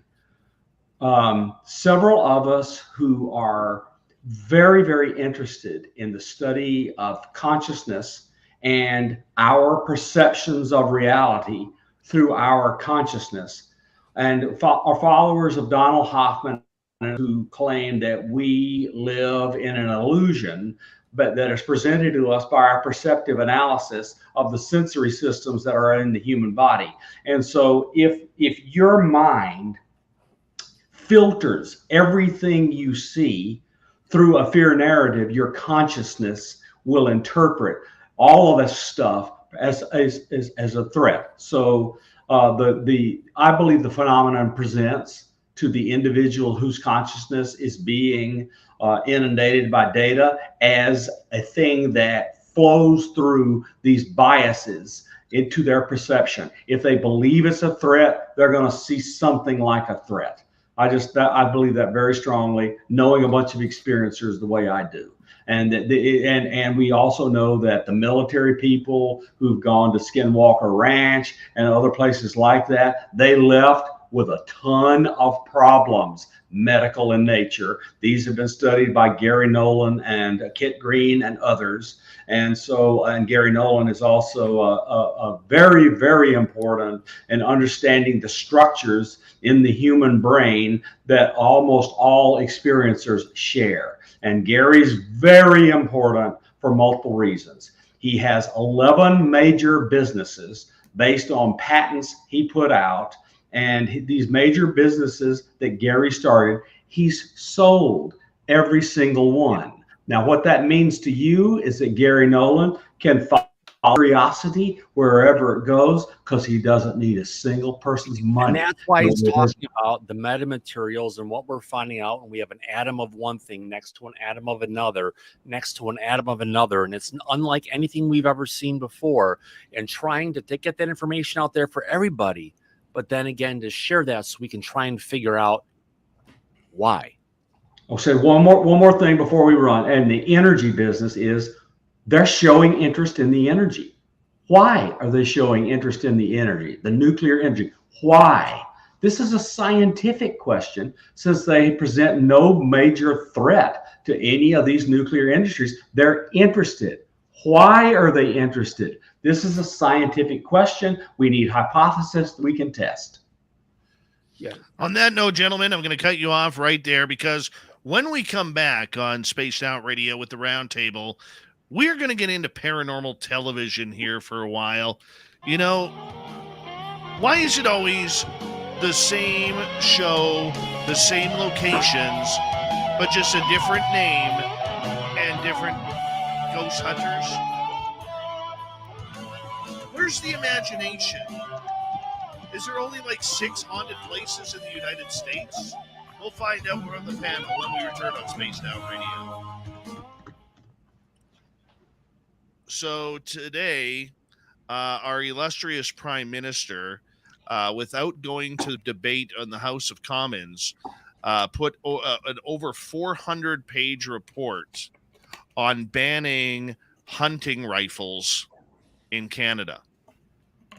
So they only want single-shot rifles and shotguns to be legal. So if you have a gun that, say, has now in Canada already, you are only allowed to use clips that have 5 bullets in them. Semi-automatics are not legal. Automatic rifles up here are not legal. He is specifically targeting legal, law-abiding hunters. And I'm saying this, I'm not a gun owner, guys. Okay, my sister was, and my family was affected by gun violence. Okay, and I'm not going to get into the whole gun debate or anything, but this freaking scumbag that we have as a leader here, who is going after innocent people who use those weapons to protect their farms, to protect their livestock, to protect or to go hunting for food. Okay, Canada doesn't have a lot of trophy hunters. Okay, and here we go that we're going to ban another 1,000+ weapons from entering the country or being built in this country for no reason. No reason. Only to punish law-abiding citizens. And, you know, I'm not a gun guy. I am not a gun guy whatsoever. Okay? But I can tell you this. This is getting more and more fascist or communistic up here, and it's getting scary because he did not even allow it to the debate. He did not allow it for debate. Parliament, when they were asking questions of Trudeau, and he was out there and he was under, they were asking him questioning, and they were specifically asking him. He got into the one spot when he's going in and responding to something. He is clearly reading a teleprompter where the stuff is coming in word by word by word. And it's not him going and testifying.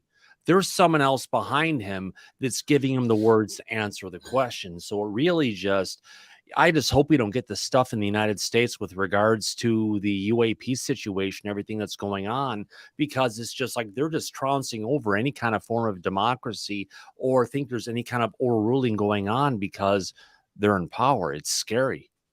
We lost that battle a long time ago. We did. It is scary up here. I'm dumbfounded. I'm dumbfounded right now. I mean,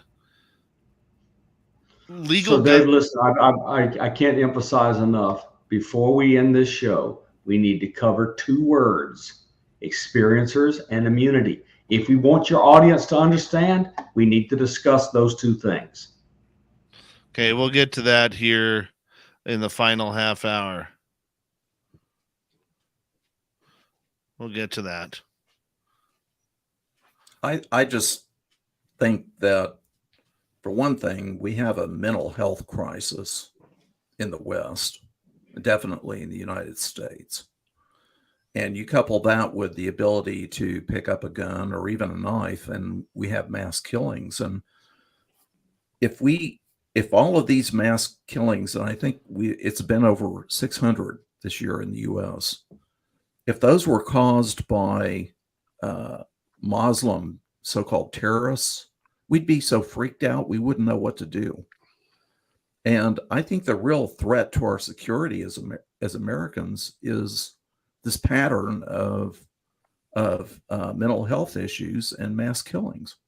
Well, we allow mental health issues in the way of all the drug addicts who are on the streets of our major cities, living in tents, living in cardboard boxes underneath bridges. It's nothing we're proud of, but there's a rampant epidemic in the United States. We try to call it homelessness, but it's really not. It's rampant drug use. And when people are in that state of mind, they don't care if they live on the streets. Well, I will tell you this, guys. We only got about 35, 40 seconds to go. I have zero problem whatsoever with how hard it is to get a gun in this country. Yeah. I'm going for my license. Okay. I got to go through a 2-day course to get 2 separate licenses. And then once I pass that test, I have to send that information away to the feds to make sure that they can see I passed, and they're going to do a criminal record check on me, a mental record check on me. I'm very much okay with that. Okay. But to strip law-abiding people of their guns, okay, when we have a real pandemic with handguns going into Toronto, illegally going into Toronto and Vancouver. Yeah. Okay, here we go, guys. Hold on. Australia, one word.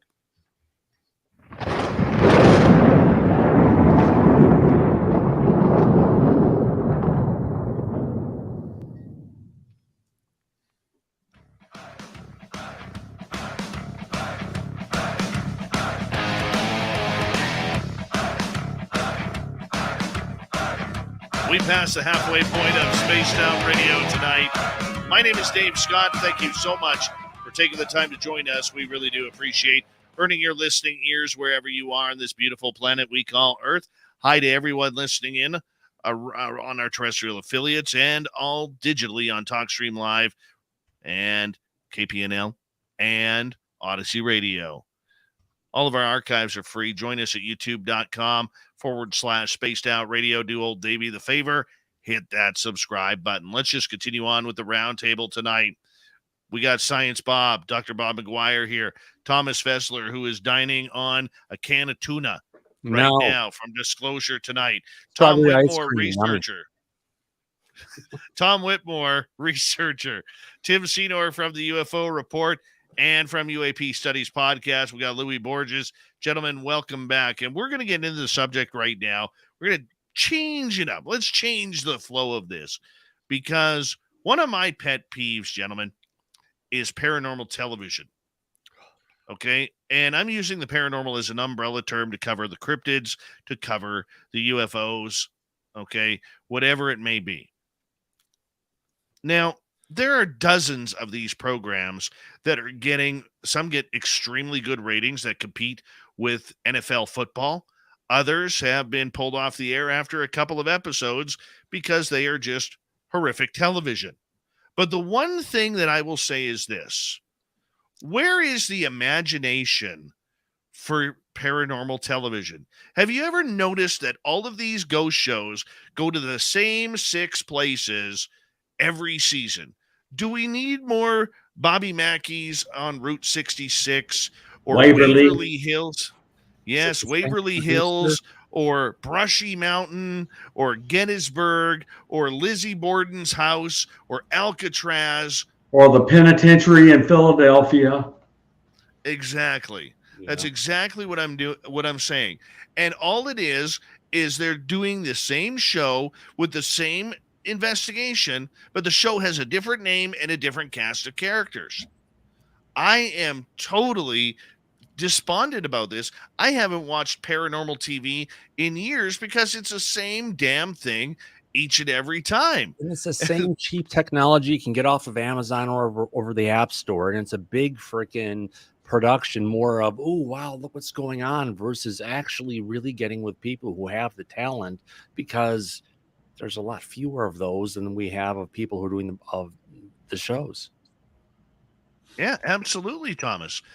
But tell me, my American friends, is there more hauntings than those 6 places around? Like, there's no imagination, there's no creativity. What about the Seattle tunnels or the Shanghai tunnels of Portland? On Earth, Dave. It's around us all the time, and you just have to have that awareness and understanding that connection. And there's a lot in that old saying of heaven on earth. Literally, it's not that far away. And if you have that ability, that connection, it's all around all of us. But it's just being able to have that awareness, going from that little bit that Lou's talked about to when you have something that just opens you up to a lot more. And truly, there's a lot going on. There really is. Let's go over to you, little Timmy Senor, regarding this, because I know that you're doing some filming on your own projects on your own here, and you got your fingers in a couple of fires that are going on. So when you've talked to people regarding television of our variety of topics, what's missing? Right. And so up until now, you're seeing mostly clickbait for television. Anything that's got a title that somebody recognizes, they're going to visit it because they know they're going to get something that they already expect, right? So it's really hard to package something new that's interesting. And so what was your question exactly? But I definitely wanted to kind of comment on that. I'm sorry. Did I go off topic a little? Well, no, not really. I mean, you have been delving into this because you're doing your own filming and everything for a couple of documentaries and everything that you have going on privately. I mean, you're talking to people in this field. What is missing to make paranormal television fun again? Right. That's a great question. I think reality, is the big thing that people want right now, and perhaps maybe a little more of the method. So, if you're getting a reading on a device, explain what that reading is and what it means, rather than just like, I'm getting a mysterious spike and like, oh, that thing is going off in that room. Well, why is that happening? I mean, there's a little bit more than just supposedly a spirit being near it, right? And there's a lot of other information that could be gathered. I think that the reality aspect is incredibly interesting, but I also think that maybe delving into places that haven't been looked into is really kind of the area that is interesting. And I know that you've been bringing it up in your Dave 101 lately and other places, that you're kind of stomping your foot, feeling that this is just kind of like a boring medium right now and it needs to get spiced up. And I think you're absolutely right. And I feel like the element of reality and perhaps less of the glitz and glamour, and, let's not hang a piece of fur on a tree and then have our quote unquote researchers all point at it. Like, that is over. Like, we don't need that. That's a disappointing aspect of Discovery Plus and things like that we know these pre-programmed, the producers are pushing a narrative. They know how it's going to end. That's not interesting TV. Definitely not. Tom Whitmore, let's get your opinion on here, because I know you're a television superstar, signing autographs each and every day. You're walking through the streets of San Antonio, Texas.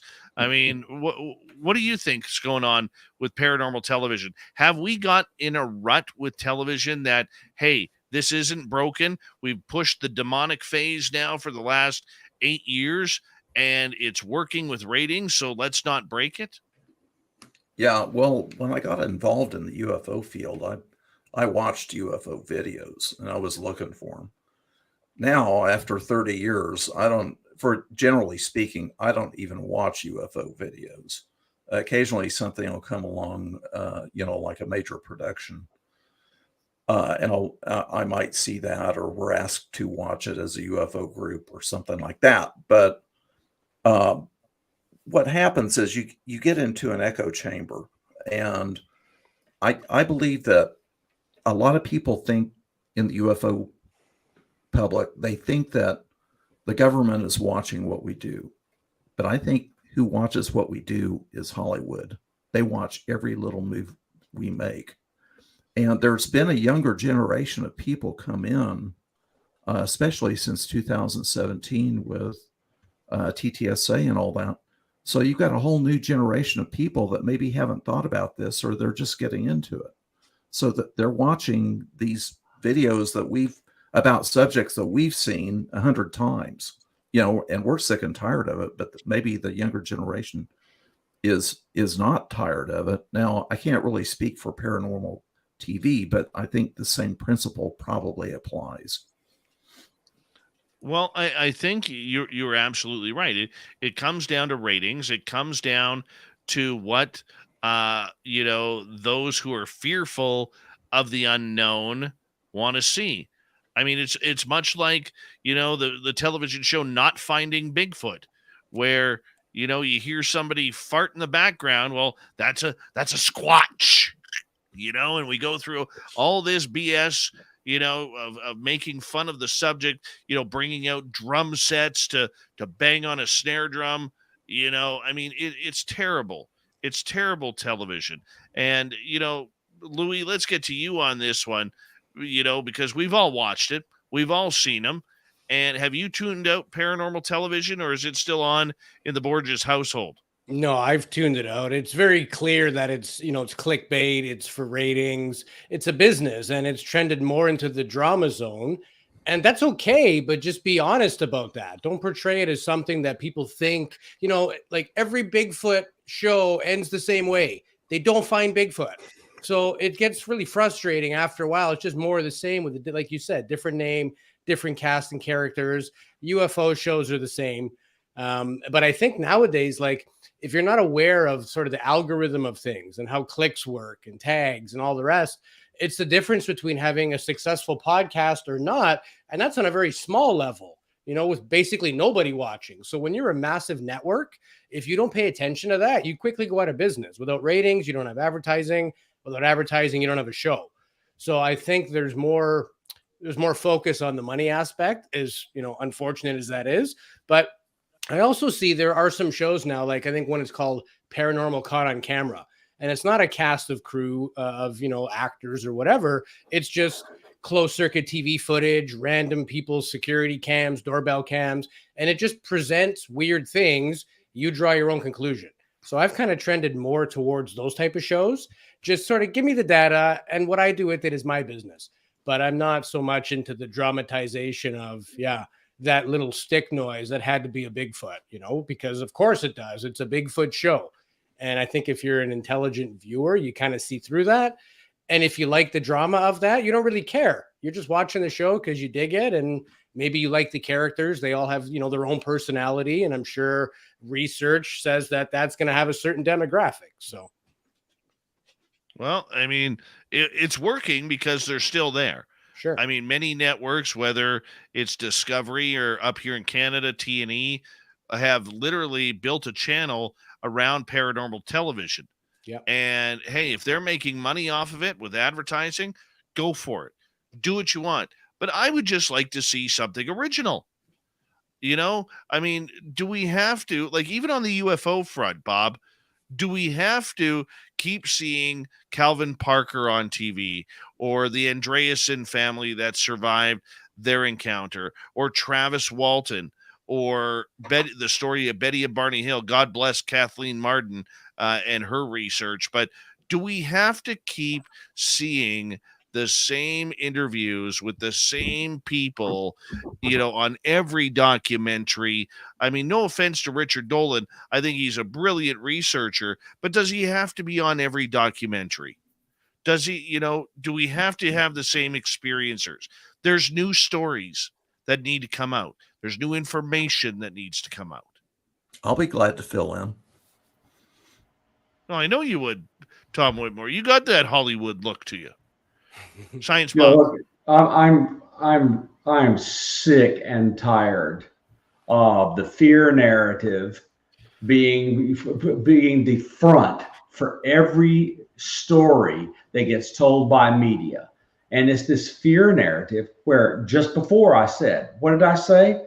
People who went to Skinwalker Ranch with a fear narrative looking for things to go wrong and be bad are going to walk away hurt. So when you go into a home and you think, ooh, something bad is here, they're being haunted, guess what? You see bad things. You see demonic. You see and places like Waverly and San Quentin and Alcatraz and on and on and on. Those were places of horror, and horror was what was left behind. And people that go there, they're expecting to see the remnants of all this horror. So if you want to hear what I'm saying, hear what I'm saying. Consciousness perceives that's what you're expect to see. And that's what's going on in every one of these things. And television and Hollywood, etc., have found fear cells. Very true. Very true. I mean, it's much like a threat narrative in UFOs. Oh, gosh. Fear cells. It does. Ex- But negative thoughts manifest negative energy. And not just that, humanity has an ability to leave this resonance around us. Maybe it's something with the magnetic field we have around our planet that lets it happen. You have negative entities, you have negative thoughts, you have the intention that's there, the connection that they make as a human as they're going through it. It leaves this residual stuff around that, yeah, we could say we're going for this stuff and looking for it. But sometimes you go to an area of high concentration, you go to open yourself up. Yeah, you're going to find a lot of stuff because there's a lot of residual stuff left over from those being around and being in contact with the surroundings. Very true. Very true. But, what does this say about the television producers, the television, people who are pitching these stories? I guess it's much like Hollywood these days. Hollywood rarely comes out anymore with an original film. They seem to be remaking films more than they are, trying to find new stories to bring out. And there are millions of quality stories that Hollywood could screw up and make into a movie. There's millions. And yet we don't see it. Remember, The Conjuring was supposed to be a series of movies. We haven't seen a Conjuring movie in 5 years, right? Where'd it go? You're telling me there's only 2 stories that are out there? The Conjuring House. Well, the Hayes brothers did a great job of writing 2 screenplays. And after that, whoops, the Hayes brothers are not writing them anymore. So they went right down the toilet. And I know that happens due to money and budget and trust and everything that goes on. It's an ugly business, television in the movie land. But where's the imagination, guys? Where's the imagination of going on? We can't be that boring. I'll give an example of where you can go. Steven Spielberg. He gave you E.T., a positive, uplifting story. He gave you Close Encounters of the Third Kind, a positive, uplifting story. People came to it with this threat narrative, and it wound up being a beautiful, touching story in the end. Spielberg has some kind of inside information. And I believe that because of the words Ronald Reagan is supposed to have said to Spielberg when for Close Encounters in the theater in the White House. He said, if you change Devil's Tower to Holloman, you got the story, Stephen. Yeah. But Ray, actually, shut down Close Encounters. Right. You bring up a great point. With this movie, don't go ahead and put it out. But then again, Chris Carter from the X-Files, which is more recent, he had contacts within the CIA, at least it's purported at this point. I was just going to say that. And also initially the very first publishing of E.T., the novel, it coined the E.T. as a goblin, and the film was initially released, as kind of the, as a suspenseful, I think even as a horror film initially, and when they rebadged it, they took out portions of it where they were aiming rifles at the kids and things like that. So you got to know that the media and changes with the times, art definitely reflects what's going on, but at the same rate, it is that fear factor that always sells things, right? And if it's a money-driven topic, what Science Bob was bringing up here, he's absolutely 100% right. If you're trying to sell something, address it with fear. There's that threat fear thing we're talking about with the airlines. And what Louis was saying before, you can repeat it again, was that our people in the airlines just need the proper training and to understand what's going on, not to freak out. That's right. Yeah. They're not going to accidentally crash into one of our planes if they have, if you're moving 28,000 miles an hour, you have some technology. You're not just going to make it here and then take. How much money people spend on TTSA? All out of fear. Yeah. They're just like, I don't know a single plane crash that has occurred because of a UFO. Exactly. It's a great pretext to get information from the FAA, and to sell defense contracts. Yeah, and money, technology you should be investing in because it's a threat. How do we Absolutely. explain the recent UAP, the racetrack UAPs that Ben Hansen was talking about? We came out with the debunkers immediately ready to call it Starlink, which potentially a percentage is, but it goes back to what Thomas was saying about training, because if it is just Starlink that's distracting our pilots, we need to get them trained up on that, and they shouldn't have been wasting their time on UAP reports that were just Starlink. UAP. No, It wasn't all this Starlink, is obviously. One at but guys, it's one at a complete time, because bunkum. It's complete bunkum. These pilots have Starlink apps on their phones. They can look at it in 2 milliseconds, say whether or not it's Starlink. They're not dumb. They have all sorts of data on board and in their hands. They know what they're looking at is not Starlink. I can look on my phone and in 3 seconds tell you what Starlink is visible in my sky. These pilots know it's not Starlink. oh, they're smarter than that. Let's bring the wheel back to the television shows here for a second, because you brought up Ben Hansen. He has, there's a gentleman who is on about his 19th different show of the same topic, much like Josh Gates. Different network picks up, it becomes a different show with a different name, same travels all over the world. I want his budget. I definitely want his budget. But I mean, we can bring in new faces, we could bring in new topics, but will that bring in new ratings, in your opinion, Tim? Yeah, absolutely it will, because what we are doing is catering to a new crowd of people that are looking for that, right? So we know that everyone's interested in Waverly. We've got that crowd, right? But what we're looking for is perhaps a younger crowd too, right? That's looking for the newer stuff. And yeah, I mean, even the older generation is going to be interested in the new stuff. But the point is that we do need to inspire our young people through education, through, entertainment. I think that's a big way, because obviously we have the low attention span generation coming in right behind us. So catering to that, I think, is massively important, because this baton has to be handed off in the right way, right? Because it is actually a very serious topic. And so whether it's any aspect of the phenomenon, whether it's ghosts or UAP and UFO or Bigfoot, it's the sort of thing that we need to make appealing, not just to a certain crowd that goes out and hunts it, but also to a new generation that needs to know about it as a potential reality in our history. Well, I mean, we're going to see. 2 minutes to go, guys. Tom Whitmore, let's get your opinion regarding this. If you were the executive director of a television show, what would Tom Whitmore like to see? I think you could make some great series or great movies about what we've heard as rumors in the UFO field over the years. The Holloman landing, a good rendition of that. Some good renditions of the stories that abductees have been telling. Some good renditions of what Richard Doty has described as AFOSI people investigating UFO cases. Who's a good investigator, going and talking to people about this stuff, and as they're hearing about it, having the flashbacks to the stuff you're talking about, Tom.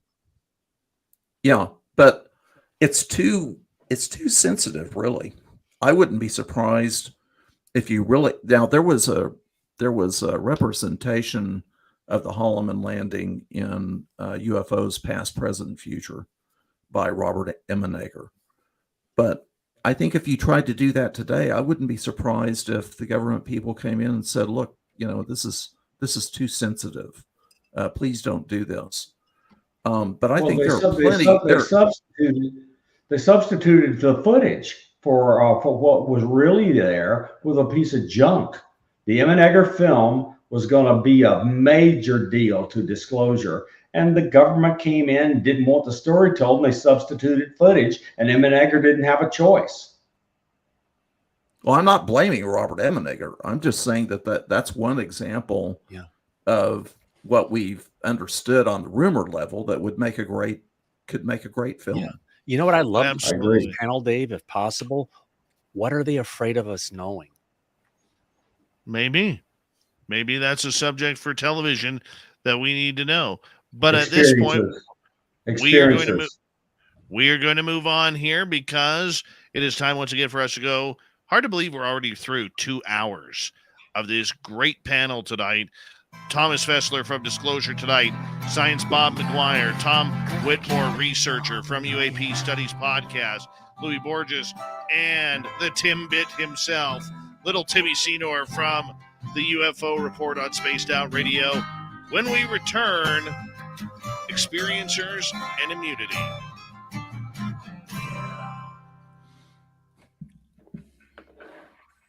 You having fun yet, Louis, for your first one? Yeah, this is great. It's nice to be a fly on a wall. I know these guys have a lot more years of doing this type of thing, but yeah, I enjoy it. Again, we're the guy that just interviews people. You know, we pick the brains of Jacques Vallée. Chat away. I gotta go check on my boy. Yeah, we're lucky to kind of reserve opinion and put these guys on the record instead, right? Yeah, and more for me, I piss everybody off equally. That's why everyone loves me so much. You have to stay in that center and be willing to be able to look at things from different sides and be able to sometimes hit that center because. And sometimes you're so wrong. Like I've changed my opinion. I've been into this topic for 15 years, been on a podcast for just over a year, but I've changed my mind so many times. And we interview Jacques Vallée and we're like, hey, what do you want to tell everybody? He's like, suspend judgment. I've been wrong my whole career. So when you got guys like that with that level of humility, it's dangerous I would want to make know a stand. why in the heck, if you had such a cool boss in Israeli intelligence, why are you such a stick in the mud with regards to the non-human intelligence being on this planet? My God. That's right. Yeah. Did he say something to piss you off, or did you just not believe the guy, what he was saying? Because if anyone had that relationship and the ability to work with that guy, which he still can today, I mean, former Israeli intelligence on both of their sides. Yep. Just a phone call away, and you know they talk. I'm going to go check on my 18-month-old baby. I'll be right back. Oh, there you go. Beautiful. I was there a long That's amazing. time. Congratulations. 27 years old at least. Hey, Tom, can I ask you a quick question about kind of like, I know it's been a while, but when MUFON was, well, I guess let me rephrase it a different way. Do you know if MUFON currently has like the STAR team sort of thing that it used to have, where it has investigators aggressively looking into hotspots, not necessarily taking like an investigation on from like a case necessarily, but like going to hotspots and doing investigations like the STAR team originally did? You know, I guess I'm a little embarrassed because I can't answer that. I haven't been. Is it ERT? Well, ERT is it, right? ERT is experiencers. Yeah. Yeah, but never mind. That team goes out and investigates all sorts of stuff. But let's move off and move on and onto something else for Tom. So it's easy enough. It's I was just wondering if they still did that sort of thing. Because I know that was a big part of that organization. Well, if you have a special team that can go anywhere in the country where, you know, you have an important sighting and you want to get in there on a short-term basis, that takes money. Right. And I'm not sure they have a budget for that. Gotcha. Now they did during the Bigelow, phase, but that was only about a year. Gotcha. And then it became NIDS very rapidly, correct? Oh yeah. And then on and on. Yeah. How about those Mets? Yeah, no, I was just curious. That's a shame. So NASA has a pretty cool rig that is supposedly tracking our aerospace. It looks like a much nicer version of what I'm doing, Thomas. I think I even sent you a photo. I know if Dave walks back in and hears us talking about NASA, he's going to blow a fuse. But what do you think about them looking independently, as kind of we all are now, actually investigating UFO? How is it bumming you out? Let's look at the organization. Any of the people who have been out there who have talked about potentially, hey, I've known about the images we have and what we do to airbrush the stuff out and prevent the stuff and how we look through that kind of data on a regular basis. I like to see that beautiful woman come to the front of the line of the whistleblowers to talk to Congress and the ODNI with regards to what's gone on with the organization. I honestly think the organization has done potentially a big disservice to a lot of the different astronauts who have experienced things, who have been through stuff, and it's been through a bunch of lies of denial and everything else, of look the other way. And that's got to be so hard for a lot of the people who dealt with this stuff and wanted to share it. And they did. They got discounted. They got freaking thrown under the bus, but they did. But either way, there was a lot of that whole stigma that the CIA has been putting out and everything has just been propagated in the United States and really strongly since 1952 that we have to get past in a lot of different ways. What do you think, Dr. Bob? Oh yeah, Are you're you excited about it? you're gonna hear me cover the single most important word in disclosure. The single most important word in disclosure I'm going to cover immediately after we come back. People don't understand the import of this word, and I'm going to explain it to you. Cool. That's awesome. I just have to wonder, for the people who have had made that connection, has that changed us? Has that done an effect, done something to change time of what's coming in the future? That's the big question. There's a reason for everything. It's not just for freaking lab rats. Hey, there's little Jimmy Goodall in the chat room. No, really? Yeah. Hey, James, are you still in Hawaii? No, I think. Yeah, look at Aloha Science By. Yeah, he's still in Hawaii. Oh, he always tosses us aloha. I could go put He's on a my swell guy. shirt and celebrate with Jim, but he's not. He's full. not Dakota. That man is full of Jim aloha. Goodall. He's one of the can good jump guys. to Hawaii, I think. Oh, I have it here somewhere. All right, Jim, of course, is one of the best narrative tellers of anybody you've ever met. People do not understand how we have 5 unbelievably seconds. talented he is. All right, I do. 5 I seconds. can do Hawaii. Quiet, guys. Quiet. Here we go. Would you like to connect with us? Head to spacedoutradio.com for all your latest show info. Now, back to Dave Scott and SOR. Third and final hour of Spaced Out Radio is now underway. Thank you very much for taking the time to join us. We very much appreciate earning your listening ears wherever you are on this beautiful planet we call Earth. Hello to everyone listening in on our terrestrial affiliates around North America, digitally on Odyssey Radio, TalkStream Live, and KPNL. All of our archives are free. Join us at youtube.com/Spaced Out Radio. Do old Davey the favor, hit that subscribe button. The Desert Clam has set the password for tonight in the SOR Space Travelers Club. Vacky. Vacky is your password. Use it wisely, Space Travelers, as the Clam sets the password each and every night right here on Spaced Out Radio.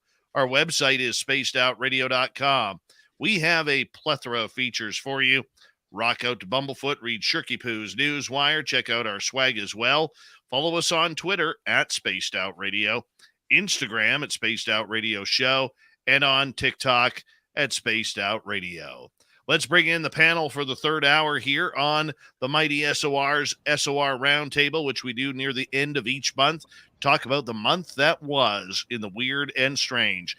Joining us tonight, Tim Senor from the UFO Report, Thomas Fessler from Disclosure Tonight, Tom Whitmore, researcher and multi-panelist, as well as from UAP Studies Podcast, Louis Borges and Science Bob McGuire, all here. And this is a topic that is very close to, I know, both Thomas, myself, and now Science Bob, and that is experiencers. This is something that we need to get into because, look here, gentlemen, we are seeing a big circle being played in the UFO world regarding this subject. A year ago, year and a half ago, and past to the 2017, everything was Russia, China, Russia, China, Russia, China. Well, finally, Lou Elizondo and Chris Mellon stopped saying Russia and China and said this isn't a foreign adversary. This is something a lot more unique, wherever it came from. Basically saying it's alien descent of something. And now we are back to China. And Chinese drones and China this, China that. China is getting into our airspace. Everything is about China now. Now, the experiencers in all of this continue to take the 1-2 punch from Mike Tyson when we try to speak up. Bob, I want to start with you because I know you're very passionate about this science, Bob. Let's get right into it. Let's jump in, because there's stuff that people need to understand. Bigelow got involved in MUFON, and he's been a major player in this business for quite a while. And what did Bigelow do? He got all of the experiencer data, and what did he do? He sold it to government. So the government has involved themselves in all sorts of study of experiencers. Why? Why have they discovered experiencers? Well, I'll tell you what. Do you see the word experiencer in any of these two bills that are in front of Congress? The word experiencer is nowhere to be found. And I'll explain it to you carefully. The government showed lots and lots and lots and lots of secret interest in experiencers for years and years and years. And now you can't hear a single word of it. Why? They don't want you thinking about the word experiencer, because, Dave, that's where all the answers are. They don't want you looking, Dave, because experiencers are where all the answers are. And the people inside of government that don't want you looking know that. That's why you won't see these bills. That's why it keeps being deflected. That's why it keeps being made to look like people are idiots if they're experiencers, because that's where it is. Consciousness and experiencers are where the answers are. Of course it is. Thomas, you're an experiencer, much like I am. Well, you've been an experiencer since childhood, where mine happened in my 30s. Right. Okay, but this is a subject that is sore to you. How do you feel about it? And it's just something, it's kind of like we have a lot of UFO pictures that come out there and a lot of videos and everything. And we have a core percentage of stuff that's real. And on outside of it, you have a percentage of stuff that's made up, that's put out there because people want to become famous. They want to see something, or they really think they see something, but it's just literally just a fly flying around, but they're going to say what it is.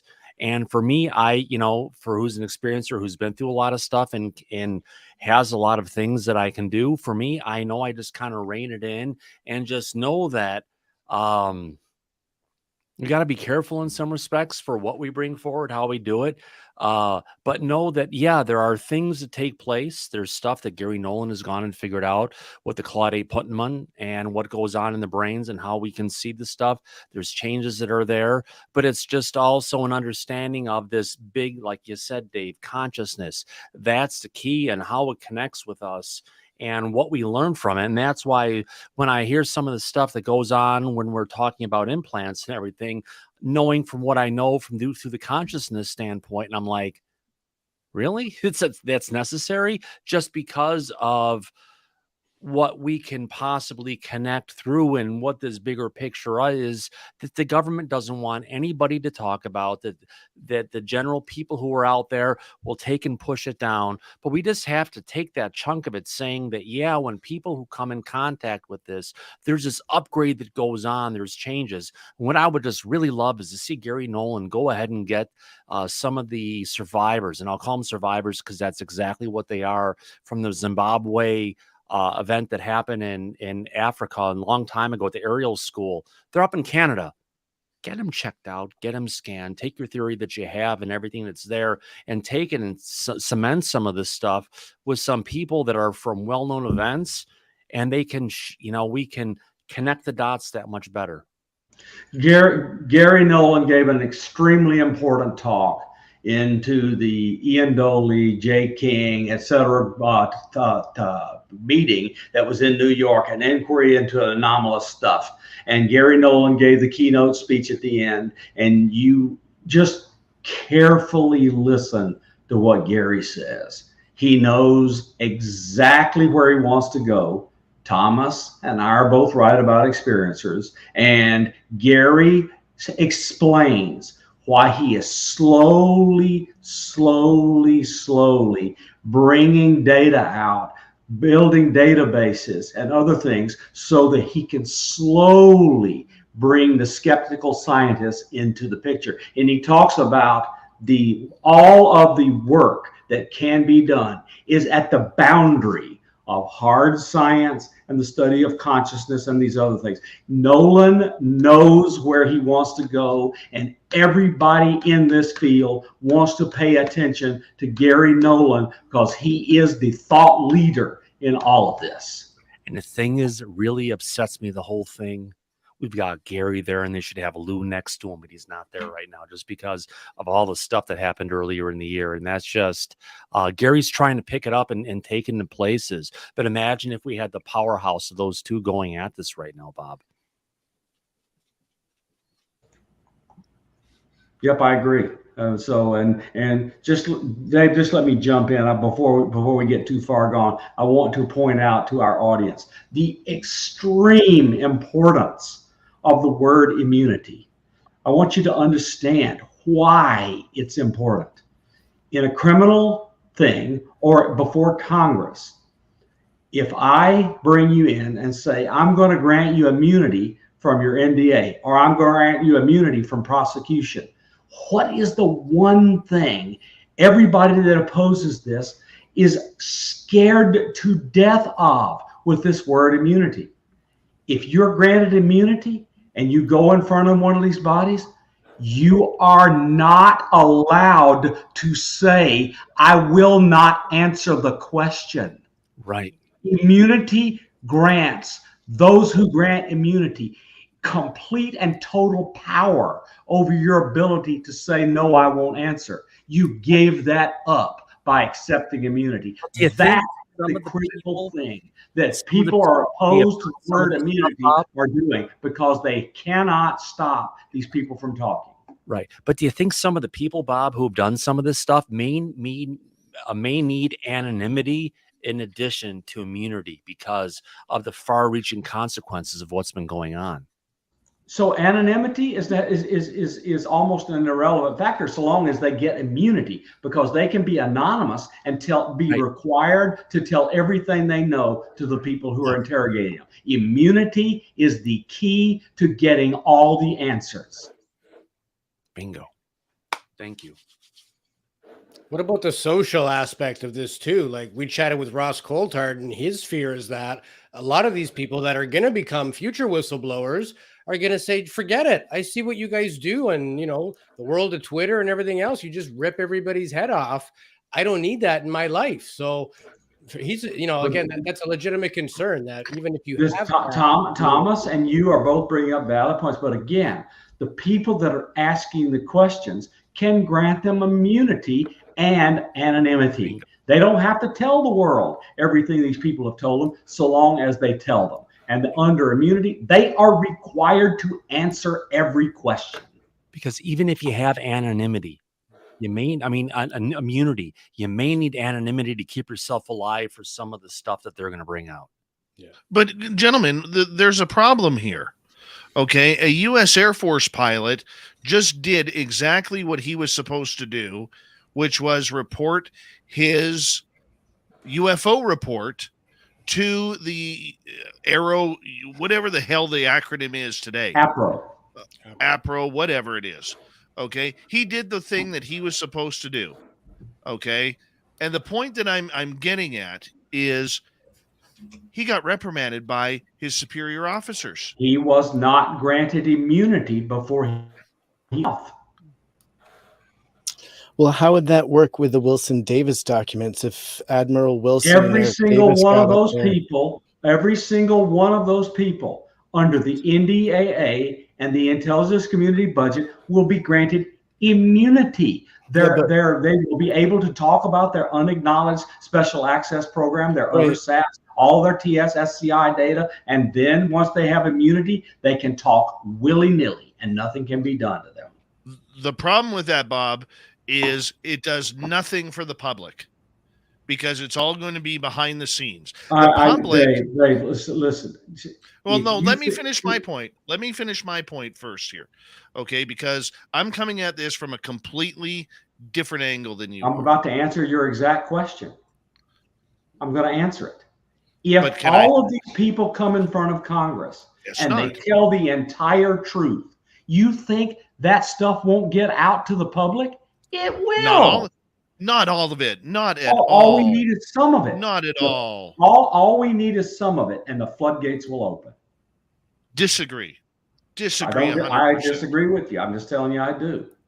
That's fine and dandy, Bobby, and I can appreciate your candid and hopeful nature on that. Yeah. But they are not going to come back at us on anything. The people who are truly experienced, all we want, like I said in hour one, all the people want is to know why them. Why them?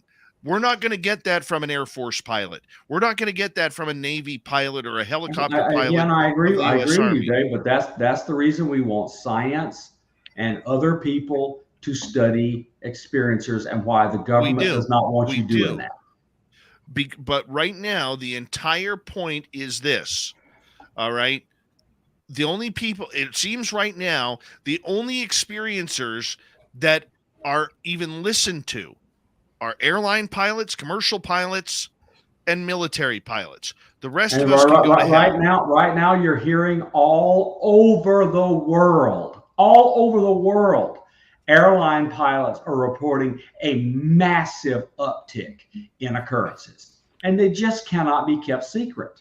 Is this equivalent to the exponential increase that the Navy talked about? Yes. 3-4 months ago? Or is it just now they can start talking about it's really going on? Or are we seeing this exponential escalation that's going on that I've been seeing for the last 2 years, but we're getting up to that next level to say, hey, there's something big coming? You need a handful of citizen science groups and others like Sky 360, who is reporting this exponential increase in Europe. And guess who's buying their data? The National Reconnaissance Office. These citizen scientists are going to give us clear, statistically significant numbers that show the stuff is exponentially increasing. And Dave, you cannot keep that a secret because they are not required to lie. Government lies all the time. Yeah. The people in Sky 360 are not government. They're not even U.S. citizens. Bob, you hold out a lot more hope than I do, and by God, I hope you're true. And I hope what you're speaking. Remember, experiencers and immunity are the key to everything. I agree with you on that.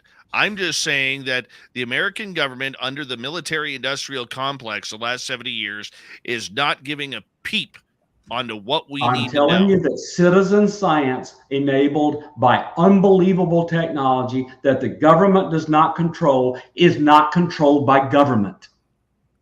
Tom Whitmore, let's get your opinion.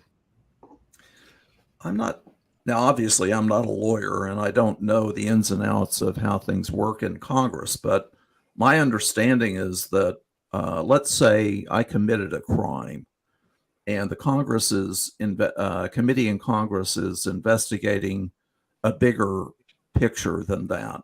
They grant me immunity from prosecution. I say I shot so-and-so, and they're granting me immunity from prosecution for that, something that I committed in the past, so that I can tell them what they need to know about the bigger story. But Congress does not prosecute. What they do is they turn around and if I understand this correctly, they send a referral to the Justice Department. And it's the Justice Department that prosecutes for whatever. Okay, Tom. Okay, Bob, you've talked a lot. Let me finish here. You're not talking about a crime. You're talking about data. You're talking about knowledge. But knowledge and data are not crimes. You're not going to refer a guy who talks about a UFO to the Department of Justice for criminal prosecution. What law would they have violated? Well, they would have violated their NDA. Except their NDA is going to be washed away by the two bills. Potentially espionage. The executive branch, the president on down, has to release them from their security oath. As soon as Biden signs those two bills, they're released. No, because you got to follow the trail, okay? Because if the president decide or whoever decides that they want to prosecute someone for violating their NDA, and they do that, then it's going to be tested in the courts. And if you go all the way, up to district court or whatever to the Supreme Court, I can almost guarantee you that the court will decide in favor of the national security explanation or excuse to prosecute. With the exception that the NIC state explicitly what they will be granted immunity from, and Danny Sheehan has been around a long time. But thank God we have Danny Sheehan, but it's not the same situation that he was in Watergate. Watergate was political. They had a target, and the target was Richard Nixon. And the context in the background back then was the Vietnam War, which is a huge fiasco. And it set Congress off investigating a lot of things, which probably should have been investigated. I'd also like to add, if you read Doug Johnson's article that you can get off a link in Twitter, there is no mention of immunity in this law. It's not quite that. It's not quite the same definition of immunity. But if you read the bill, it is functionally equivalent. That's number one. Number two, there's a big difference when you have absolute unanimity amongst every Republican and Democrat on these committees. Well, I hope you're right. I hope you're right. I'm not as optimistic. They are unanimous. They're going to pass it unanimously. They can pass whatever they want. But the law, once signed by Biden, binds him and everyone else. Yeah. Just a good thing with the House changing, Tim Burchett is going to get his voice, and he's going to be a part of this versus being kept off. So let me explain to you why that's almost irrelevant. I want to explain it to you carefully. Until January, the Democrats are in control of the House and the Senate and the White House. They will pass the law and Biden will sign the bill. The Senate is going to be under the control of the Democrats and Biden will still be president. It doesn't matter what the House does. They will not be able to change it. No, I'm not saying they're going to change it. I'm just saying that we have the right people coming in, some of the most vocal people who've been out there, noticeably Tim Burchett, who's been, holding that line of Lou that I support completely. And you have to, if there's an opportunity for someone to be able to come in and be have a stronger voice and ability to push this forward, we need that now more than anything. We would love for Tim Burchett to have a voice, but it needs to be on the right committees to have an impact. Yeah, there's an opportunity now, isn't there? If anyone's, is there anybody else in the House who's spoken more favorably about what's going on with UAP? Sure. What's his name? What's his name from Ohio? Introduced the Wilson documents and has asked all the tough questions. And he's a Republican. He's asked all the tough questions of the people from the Pentagon. I thought it was a guy from Wisconsin, Gallagher, or someone who brought Gallagher from Wisconsin. I'm sorry, Gallagher. Yes, Gallagher is a Republican, and he has asked all the tough questions. Well, you know why, right? He was briefed by Lou. Yep. He asked the right questions. You have the right people. So on the left, you've got Gallagher. On the right, you've got Burchett. Different places, but together, we've got a unified front to help us with disclosure. And like you're saying, bipartisan 100%. We need strong voices on both places. But if we can get both of those guys out there to go ahead and lead this and be the freaking, carry the flag to the freaking top of the hill for us. And the Senate Select Committee on Intelligence did exactly what they should do. They picked a senator to author all the pieces of the Senate legislation, who is absolutely in a super safe seat. She cannot be touched by an opponent. She's in a super safe seat. That's the reason they chose her to be the author. And it comes down to us, the people, to be able to try and push them in the direction where they need to go. At least there's some positive things we can see in our future compared to 2022.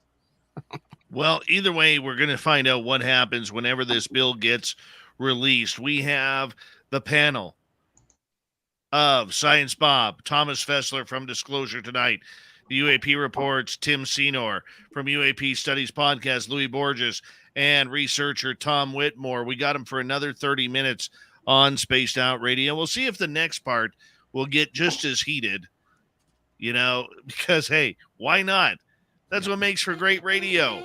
Debate, discussion, that's what the SOR Roundtable is all about.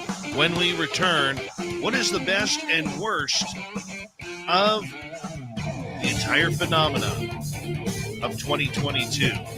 We'll be back with more Spaced Out Radio right after this.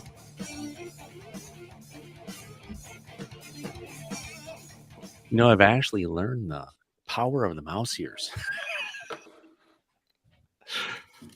They're effective. Had fun with great conversation tonight, Dave. Holy cow. The panel is on fire. It's good. Yeah. It's good. That's why I was letting you guys go. It makes for great radio. Yeah. I mean, Bob and Tom and Louie and Tim, everybody is just having such a great conversation. Absolutely.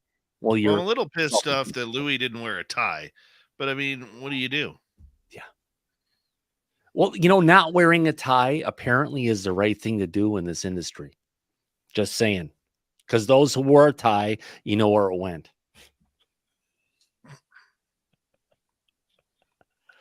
Win, lose, or tie. Yeah, exactly. My God. Hey, so Thomas, how does immunity hold up when it comes to a topic like espionage? If there was something pretty heavy duty that took place in order to one second. John Slaymaker, I know it creates great radio. That's why I've been in radio for over 20 some years. And Bob going off the way he did, it does make passionate radio. It really does. So I'll disagree with you there. Yeah. Bob's been on target tonight. You know what it is? He's passionate, Dave, and he's true about himself. Focused. Yeah. I don't agree. I don't agree with what Bob's saying, but that's my opinion because and Tim and I have had this discussion. I am coming at this from a totally emotional standpoint because I don't give a care about what the government says. I don't care. I used to, but I've decided over the last few months has changed me. It's changed me big time. It works really well for that. Maybe you could do it here as well. Maybe if you got a new producer that comes around, they can help you out with stuff. Freaking surveys during the show to find out where is the pulse of the audience. Where does the audience think stuff is at? That is just so freaking powerful. And it gets me out of having to make that decision of where are we going towards, because then you get the idea of seriously, the people are willing to press the button saying yes or no, or A, B, or C.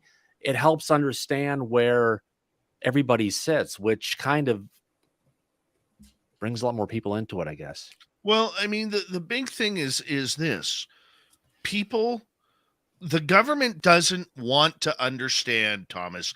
People like you, me, people in our audience who've woken up to grays in our bedroom, who've woken up to reptilians, who've woken up on a ship to a needle going into them somewhere, or whatever it may be. All right? We don't understand the military. We don't care because in the end, this is an individual thing that we all just want to know why me. I lived a happily boring life before this. You did too. Okay? Tim did before his experience. Okay? We all just want to have that understanding of what is going on. And I stuck my nose out at Chris since then. Everything in my life has changed. I'm now living with an experiencer, and we have crap happen in this house and on our cameras all day long, every day. We've seen everything you can imagine, everything you've ever heard of, and Grant Cameron is going to put all of this evidence on a deal on Sunday. The crap is about to hit the fan. I freaking love that because you're someone who's dealing with stuff and you're seeing it going around.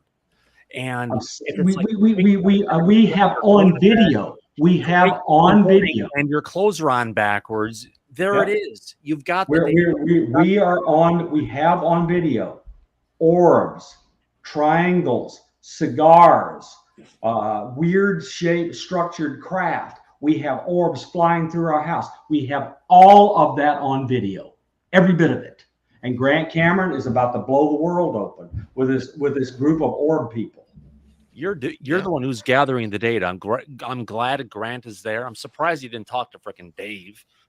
But seriously, my God, that's amazing stuff. And the more stuff we can get captured, because our eyes only can see so much. If we can get stuff on different medias and start finding out the ways that other people can go ahead and go out there and reproduce this and see some of the stuff that's going on. That's the key in getting people. So I just knew the crap was going to hit the fan when Lala and I were driving down the road here in Maryland. And we looked up through her sunroof and we saw a triangle hovering right over the top of our car. 15 seconds, guys. I just knew the crap was going to hit the fan, and it has happened since then. We've had nonstop stuff happening. Yeah. All right. 5 seconds. 5 seconds, guys. 5 seconds. Pick your best and worst of 2022. Here we go.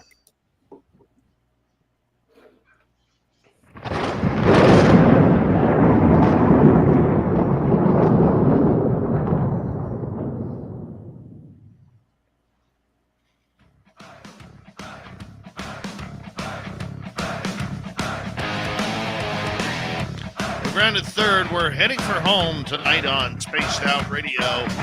Good to have you with us. My name is Dave Scott. Thank you so much for taking the time to join us. I want to remind you that if you've missed portions of this show or others, check out our free archives by going to youtube.com/Spaced Out Radio. Do old Davey the favor, hit that subscribe button.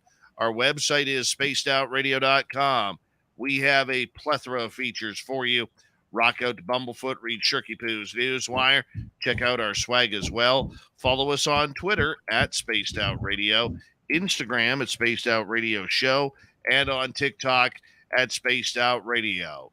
For the final time tonight, we introduce our panel to the SOR roundtable tonight, and it has been heated, it has been fun, it has been emotional, and it has been knowledgeable. But we love having our group tonight.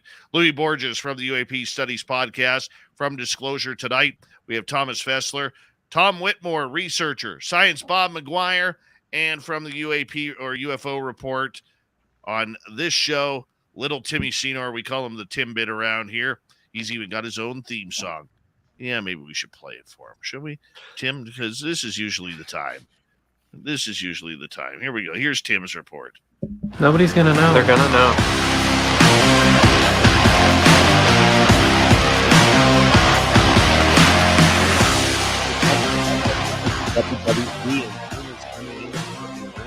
Awesome. I can't get that on my mind now. Yes, he has his own theme song, Tim Senor. We're going to kick it off with you. 2022 has seen a lot of weird information. It's mainly been a UFO year, but the big thing is there's been a lot in the paranormal world, a lot in the cryptid world that have been pretty much covered up. What's your top two stories, your best and worst of 2022, Tim? You might want to, let's start by unmuting. Yeah, the big stinker of the year. I guess I would have to go with the public hearings that were such a huge letdown. Massive expectations, let's say publicly, coming in for just some kind of information, and we were left with confusion. So that was a massive disappointment. And then if you like, I can give you my highlight. But honestly, my highlight was probably coming forward publicly and talking on your show regularly and Thomas's show regularly, finding a community that I personally could talk to and talk about topics in the news. It's been a massive upswing in this topic for me personally, being able to talk about it. And it puts it in a light that's much more realistic and understandable for me personally, because my experience left me with nothing but questions. And so you and Thomas have given me a community, all of your listeners and yourselves. And you know, we've had lots of late night chats about this topic where I've just been bombarding you both with questions that you've helped me with. So that's definitely the biggest bonus and upswing. And I could even get teary over it because it's really changed my life. So it's been you guys and your audience. I'll send you a bouquet of roses right after this. Thomas Fessler, let's go to you here. What has been your highlight and low light of 2022? Let's take two lows to make our highs and our lows. Let's take the high low of what it was back in like March or April of this year, after an onslaught by the community and everybody of a lot of negative entities. Who knows if it was even backed by organizations like OSI. Was the pullback of Luis Elizondo from everything what was going on in disclosure, something that he had gotten going with in 2017 and 2022 for what had taken place in the early part of the year. It kind of pulled it back and really mixed up the situation of where we're at. Take that and then add it into where we're at today with the UAP report that November 25th. Not a freaking word for accountability going to the American people for saying where this is, what we're going to get it, why we haven't gotten it on time. No, pre-warning or even acknowledgement that a major delivery that's due to the American taxpayers and the citizens of this country is not being provided. It just kind of seems like they can screw up. They can go in violation of the law. And there's like no repercussions, and the people who should be talking about it are silent. All right. Tom Whitmore, let's go to you. What have been your highlights and lowlights? Yeah, several good things have been going on this year. Just a few of them. Doug Johnson has been doing an excellent job of tracking the legislation development and the legislation itself. And don't get me wrong, I think it's fantastic, and I hope it works. John Greenwald is a stalwart. He continues to turn up documents that not only are historical, but are also currently relevant to the issues that we're looking at. Dave Marler is an archivist. He has an archive in Albuquerque, New Mexico, and he's creating the National UFO Historical Records Center. And that's eventually going to become an archive like a university archive or the National Archives, where you can go in and request files and documents from that. And he's been lining up funding to be able to do that. So those are positive things. Negative, I've listened to too many Twitter spaces that are just awful, listening to the conversations and all the profanity and the ignorance and all of that. There have been hit pieces on YouTube toward prominent researchers in the field that I think are uncalled for. And, that's the UFO world. No, very true. Louis, let's get to yours. Well, I think the positive for us is just seeing the uptick in, growth and comments and following. And I think anybody with a show or anything relevant to this topic has seen that uptick in people's interest levels. So that's good. Either we're getting through to people or more people are getting on the wagon. So I think that's a good thing. Personally, for us, myself and Jason, getting to speak with the likes of Jacques Vallée and Leslie Kane and Avi Loeb and George Knapp and all these big name people within the last 11 months has been personally gratifying for us. We went from being guys that were listening to shows to having a show, and we needed guests, and now some of us are guests on other people's shows. So it's been a good personal growth year. Negative side, I would say, kind of in agreement with Thomas, the fact that it's the 25th, we still don't have a report. And even like a recent New York Times article, I think it was New York Times, where they try to debunk something saying it was air trash or air garbage or something like that. It feels like swamp gas 2.0. And there's still that faction of stupidity that we have to deal with before this gets taken seriously. So I'd say that's definitely a negative more than a positive. All right, Science Bob, let's get to you. Okay, so positive and negative. Okay, so the positive for me is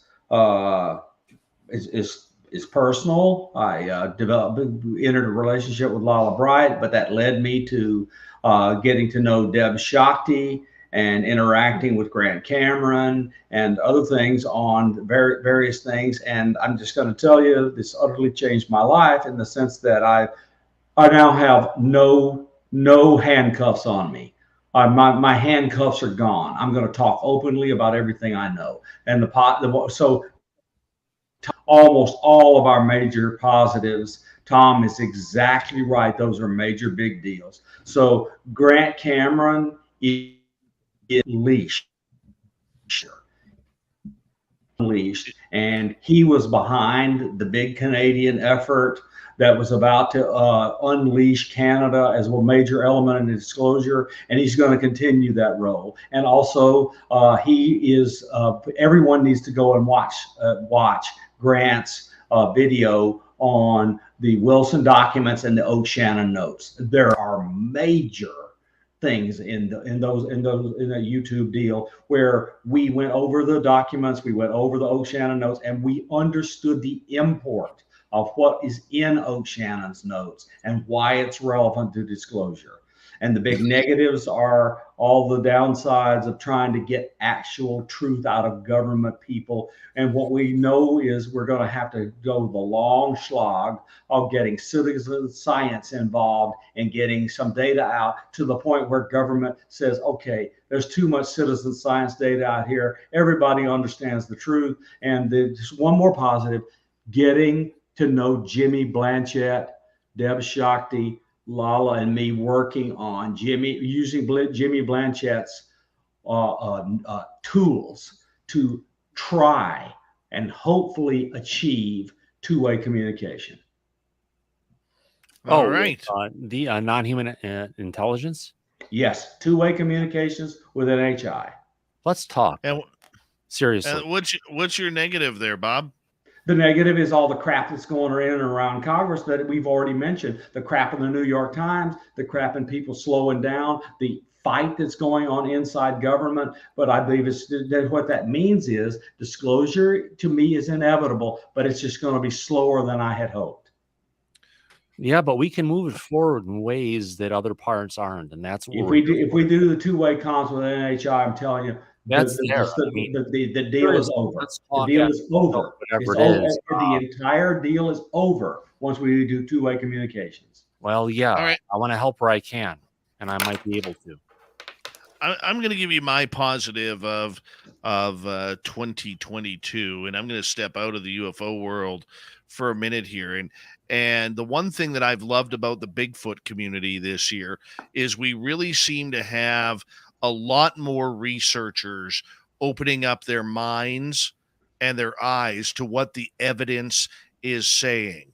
And that is that we don't know what this creature is, whether it's supernatural or not, or whether it's just got some special mystique.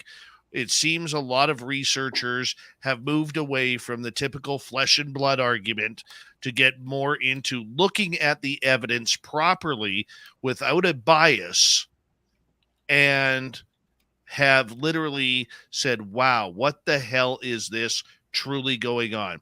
I think of two people who become very close to this show over the last 12 months in Chris Reinhardt and Carter Bouchard, who were both nuts and bolts people, okay, and flesh and blood people, until they started studying the evidence that was brought forward to them, not only with what they saw with their own eyes, but what they saw in people they interviewed and helped as well.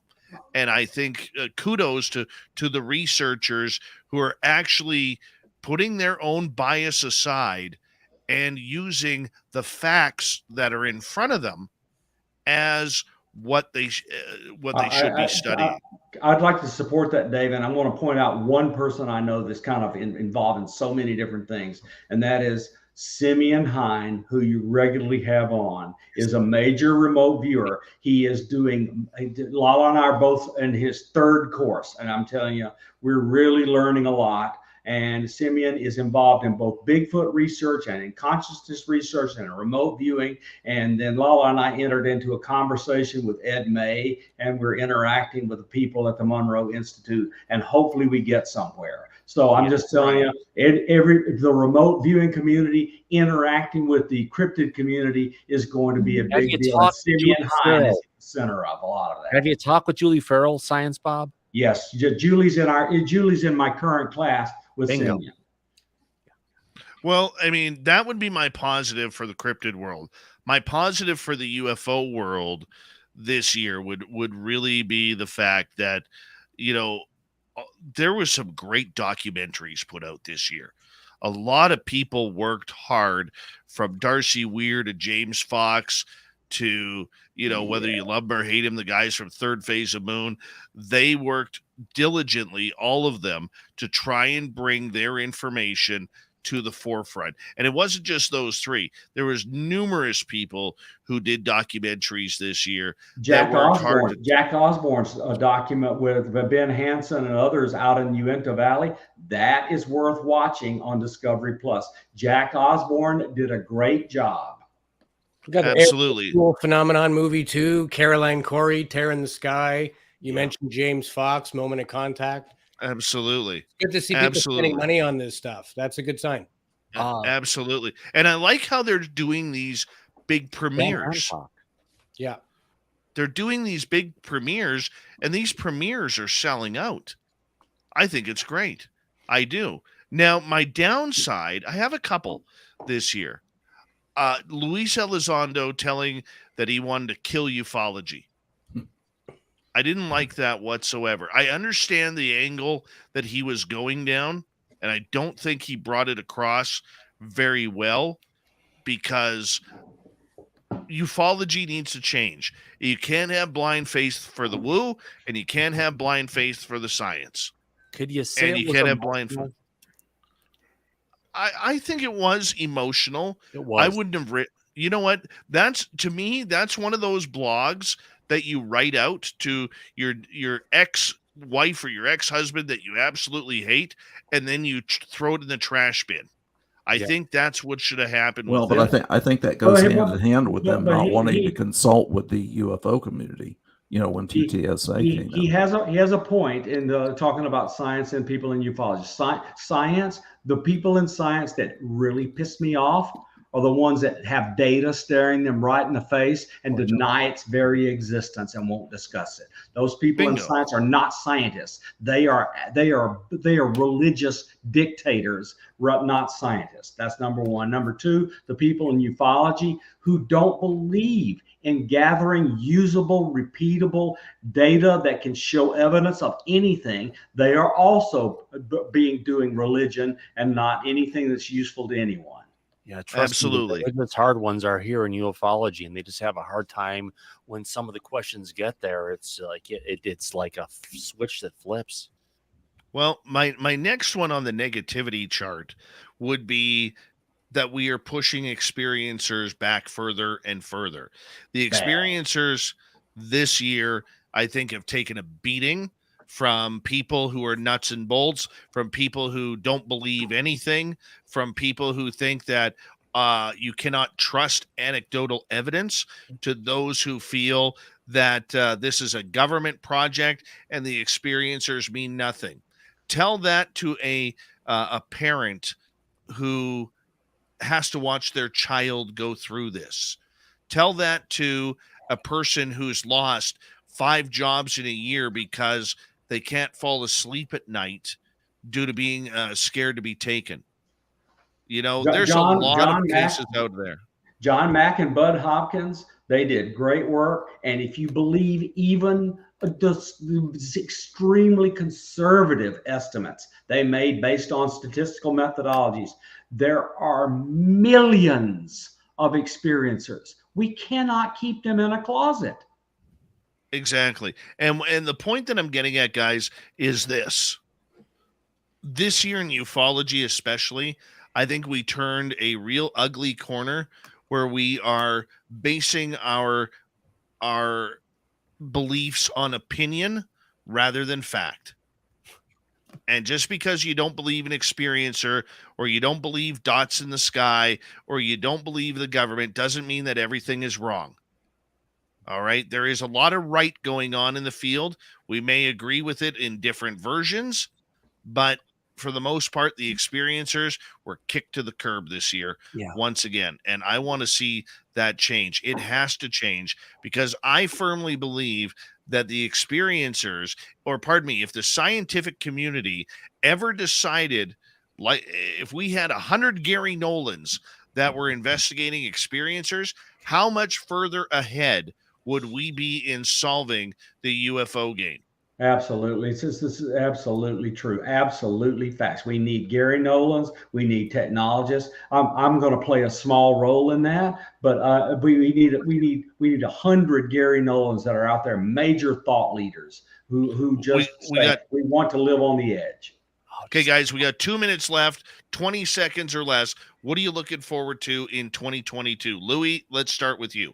I'm looking forward to getting some actual goods. You know, they're teasing us and getting us excited and disappointed. I think the movement is moving quick, and I think it's going to happen. So optimistic for 2023. All right, Science Bob. 2023, I believe we'll have the first person come out of government and say Roswell was real. Oh, that would be a good one. Little Timmy Senior, the Timbit. I want to see a new temperature in Congress. I want to turn up the heat. Well, thanks for your 20 seconds there. Thomas Fessler from Disclosure Tonight. Let's get to you. I would honestly, Dave, want to look at this from the big picture. And more than anything, I want to see that there's an appreciation and, more importantly, of an acknowledgement that we are truly dealing with a non-human intelligence out there. And it's not just balloons and swamp gas and everything else. That there's, like Lewis said, we're not at the top of the food chain. Let's just open the doors. Tom Whitmore, let's get your opinion. 2023. I'd like to see the legislation passed, and I'm hoping that people will go through their communication channel to report whatever it is that they can. Yes. I have two, gentlemen. Number one, I want to see in 2023, I want to see the Canadian government expand and actually try and work together and try and build an actual UFO front in our country to take the lead on this. But number two, I want to see all of you and all of our listeners at the Golden Nugget in Las Vegas, Nevada for our second annual Vegas fan party, May 19th to 21st. We had such a blast last year. I want to do it all again this year. We are going to do it all again this year. I know Science Bob, Tom Whitmore, Louis Borges, and Tim Senor are going to be there. Thomas, due to health, cannot be there, but he's going to try. I know he's going to try, but we want to see you all there. And thank you so much, Science Bob McGuire, Thomas Fessler, Tom Whitmore, Louis Borges, and Tim Senor for a wonderful, heated, and incredibly passionate one last thing. Bring back Lou. That's what I want to see in 2023. And Lala and I will see everybody in Vegas. I want to see you be a grandpa. Happen, but Lou, no, he ain't coming. He ain't coming. No. He's done. We can ask, can't we? We can ask. Thank you, everybody, for a great panel. We got Mr. Ron Bumblefoot Thal rocking in the background with Little Brother is watching. Bumblefoot is the official music, Spaced Out Radio, rocking us in and out of every single show. Get your horns up for the guitar god himself. Special thanks to everybody listening in at home, at work, in your cars, wherever you may be. Thank you to everyone in our chat rooms tonight. YouTube, Twitch, LGAP, Facebook, Spreaker, the Space Travelers Club, and on Twitter at hashtag Spaced Out Radio. I know you're out there somewhere. Remember, this show is copyright by Spaced Out Radio and SOR Media Ventures Limited. Thank you so much for choosing to share your evening with us, because together, my friends, we're watching. We own the night. Mr. Bumblefoot, we need a favor. We need you to take us home.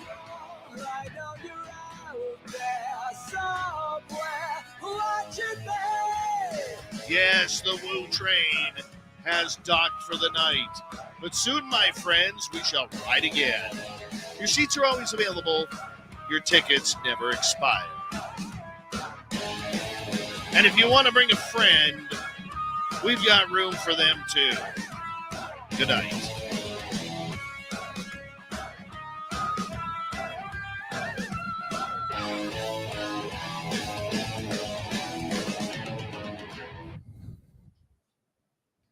Now you can talk away. Let me unmute all of you. There you go. And I didn't swear once, Dave. I didn't even say a single 4-letter word except piss. Neither did I got close, but I kept it there. I said pissed off. That was it. I said piss poor. I said piss poor tonight. The first time I was ever on Dave's show, he's like, 2 rules: no swearing, we don't talk about COVID. So on the first break, I go take a leak and come back, and he's telling a story about fishing, and I hear him say, "Oh, this guy broke my fucking rod, and now he wants to fish too." I'm like, I thought there was just no swearing.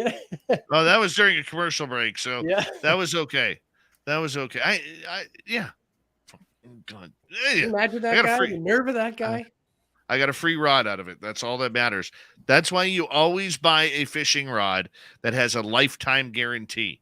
So Dave, Jessica is involved in this group, and they've seen people go in and out portals where they go looking for Bigfoot. That's number one. And number two, there's all this Bigfoot evidence and other cryptid evidence all over the place where you see footprints, but they're only from one side of the body of the critter. And so that means one leg's on our side of the hole and the other leg's on the other side of the hole. Bob, I'm going to throw you something interesting here. Okay. When we had our sighting on the Canadian Thanksgiving weekend and we went back 2 days later, I'd never seen a left footprint ever. And the 2 prints that we found that day were left-footed. Yeah, but I'm telling you, normally. I want to talk here for a second. Yeah. Because you talk to any Sasquatch researcher, finding a left footprint is damn near impossible. Damn near, for some reason, a left footprint is damn near impossible. And the only 2 prints that we found that day were left-footed. Never seen a left-footed print before. Yeah, they're sitting there straddle a portal. One side, the right foot is on our side, the left foot is on the other side. But I don't know why you saw a left. Yeah, no idea. No idea. That was it was freaky. I still want to know. I still want to know what happened that day when we were out there the week before, 2 weeks previous, where we couldn't even leave the vicinity of our vehicle because there was something horrible. I don't know what it was there that was pretty much kicking us out. It was bad. Who was with you that brought the negative? Nobody. It was the minute we turned up that logging road, we all got hit. So we come off the main logging road onto our site road. Okay. And it's 7 kilometers on this logging road. So what's that? About 4.5 miles up this logging road. And from the time what I was seeing, the minute we turned up that road, all I had was pareidolia of alien grays everywhere. I look in a tree, there's a gray head with the eyes. You pull up to that tree, it's not a gray head. It's actually the way the branches are shaped as the under part of the almond-shaped eyes. Okay? But everywhere I look. In the horror movies, always ignore all the signs and just keep on going along and don't. Well, of course you do. But my buddy Mark, he's just learning his energies, and his shoulders were slumped down. He felt like there was, 100 pounds of dead weight on his shoulders. Mrs. SOR was there. Okay. She was experiencing, don't go. Like everything was telling her, let's not go here tonight. My little guy was with us. When we pulled up to the spot, my little guy was with us. We did not let him out of the vehicle. Okay. So look, something, someone, somehow, somewhere just did not want you guys there. And so you got shoved full of screen memories and screen energies. I mean, you were being impressed upon and pushed on by something that didn't want you there. Yeah, or just something that negative in the area just resonated within their consciousness, and they felt it. Now, Robin McCrae, who is the psychic Sasquatch lady, who has been very, very accurate with myself and Super Duke from World Bigfoot Radio and many others. I have her working with Chris Reinhardt now. She stated that a lot of times what will happen is in the Sasquatch world is the Sasquatch, if they don't feel it's safe, like if they've personally built a trust up with you and they don't feel it's safe, they will actually project negativity out there to get you away, because maybe there were aliens in the forest that day that were negative. Maybe there was a dog man there. Maybe there was something else like reptilians running around. It could be anything. Don't you love it when Thomas puts his frozen face up? That's hilarious. Sorry about that. It's I have to get up and take care of the dog and other stuff. I'm like, I know. How is your pooch? Games, and the best thing to do is just take a screenshot of where you're at, just like Linda Moulton Howell does and other people, and just pause it for a second. Yes. But I'm not gonna say it. I'm a nicer person. Oh, just than that. say it. Come on, Dave. No, I was gonna say, that face stretch app, you'll end up looking like Linda Moulton Howe.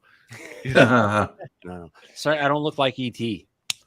Oh my goodness. God bless Linda Or Moulton the Gremlins. Howe. My God, yeah. God bless her. I love her. I love her too. My God, for what she's done, for the service she's given to disclosure. She's 80 years old. My God. Is she actually 80 years old? 80 years old. Holy shit. Yeah. What's amazing? What's amazing is she's 80 years old and nobody gives her a break. I know. Nobody. It's like, my God, like from multiple generations ago, and they think differently, and nothing wrong with that. It's just an older generation, and we got to love them. Oh, I wonder what her berets will go for one day. I think to hang one of them in a studio. Same price they're going for right now, brother. Yeah. I will never forget the time where I lost a fishing derby. Every year we'd have a fishing derby on the Vetter River, my buddies and I. And I lost a fishing derby because some asshole across the river decided to wear a beret while fishing.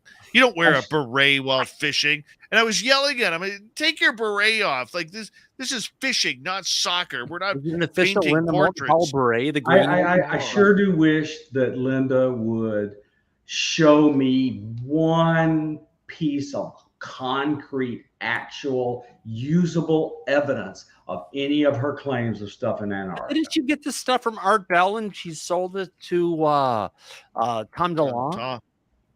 Yeah. That metal, that multi-layered metal that was like, yeah. But I want some actual usable stuff from Antarctica. I don't know if any of that stuff is real. Yeah.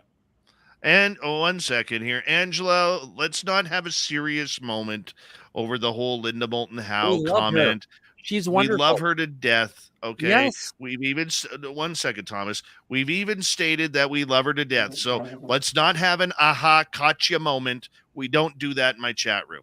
No, we don't do that. Never. Okay. We're allowed to have fun. We're allowed to have fun. People make fun of my weight, my gray hair, everything. I don't go aha gotcha. Okay. Let's just have some fun here. We're just we're allowed to have humor around here.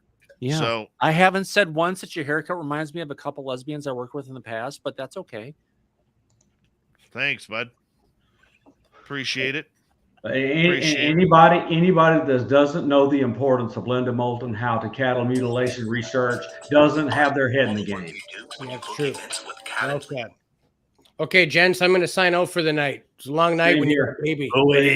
So great having you here. Likewise, boys. Hope to see you again one day. Take care, guys. Talk to you soon. Hey, Louis. Dave. Good Thanks to for meet having you, me. Louis. All right, Louis.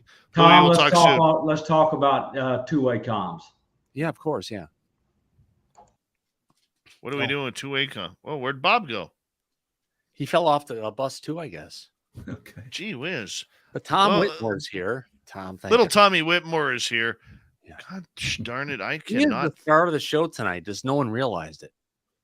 Oh, I'm he's sorry. the star of What it. did you say? I said you're the star of the show tonight, Tom. Just people didn't maybe realize. It's kind of hard to get a word in edgewise. Holy cow. Bob McGuire was on fire tonight. He was on fire. Well, And and it's I not just want to make foyer, it's foyer. I want to make it clear Yeah, that one second. Angela, thank you. I know it wasn't your intent, but we don't play the guy versus girl thing here. I don't play color. I don't play sexual orientation. I don't play men are better than women. I don't do that. So I don't know how new you are. Okay, I apologize. I'm not trying to be a jerk here. Okay, but we don't do the man bashing thing, the mansplaining.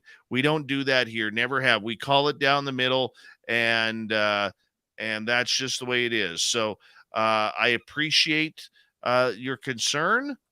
Okay, but there's certain things we don't do here, and I will never do that on this show. And why can't I find the ending to this damn recording here?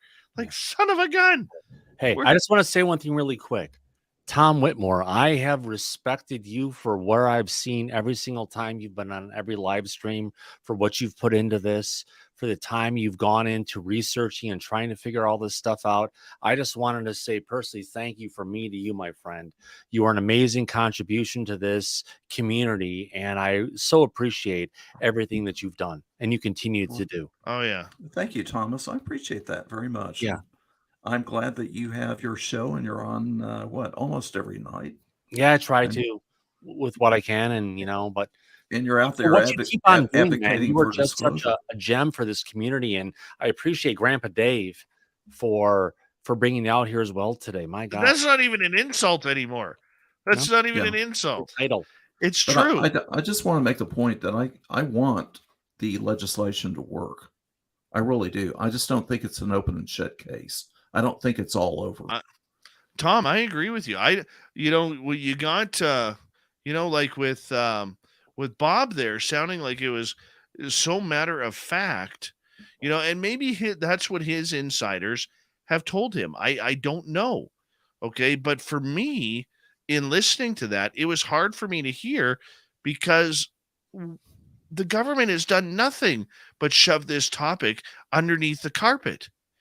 And they're not going to, whether it gets passed into law or not, they will find a loophole to cover this shit back up. Right. They will. No. Well, people ask me about MJ-12, but the background of my studies is really Cold War studies since World War II. And the United States has built this huge edifice of secrecy. I mean, it's just completely out of control. In fact, I was reading an article by Richard Dolan today that I think he read it in 2020. But for every document that's declassified and made public, there are 10 documents that are held secret. So, I mean, I'm getting to where I'm frightened by just the monumental level of the national security complex. And even after 9/11, I mean, it was already bad before 9/11, but after 9/11, they just went completely crazy. Yeah. Mm-hmm. I where we lost a bunch of things going over throughout time, and then just coming out of it, we don't realize of where we were, where we're at now. But again, that's one of the areas where we brought it up earlier in the show about Danny Sheehan's possibly one of the people with the experience that he's had, maybe not exactly to where it is from but when he's gone through, the people he knows now, where he understands everything from his legal aspect. Again, it's that we do need that legal challenge to what the DOD and this deep state, this fourth state of the government that has unlimited funding, can do whatever the hell whatever the heck they want. But yeah, and I'm so glad that we have him in our corner. But so do I. It's not the same as Watergate and even Iran-Contra. That's when the Congress people have a target, and and it's usually a Republican, even though it's kind of started to go both ways. But there's no specific target for them to go after. No, maybe Can I just hop in here for a quick second? Yeah. The one thing that did trouble me with Danny Sheehan over the last 12, 18 months, though, is here he was representing Stephen Greer, but he's also representing Lou Elizondo. And Greer and Elizondo were ready to rip each other's heads off in the squared circle. Okay. Yeah. And this is something that I don't understand. It's like I don't understand, and maybe it's just my simplistic frozen Canadian mind because we're going into winter here, okay, and not enough back bacon to get the juices flowing. But to me, I found that odd. Just like I found it odd that people were supporting Lou when Lou is talking out of one side of his mouth about being a public voice for disclosure, but on the other side, he's taking in more secrets being a part of the U.S. Space Force. I loved it. Not just Space Force, he's also a consultant for the DOE. You can't let that out as well.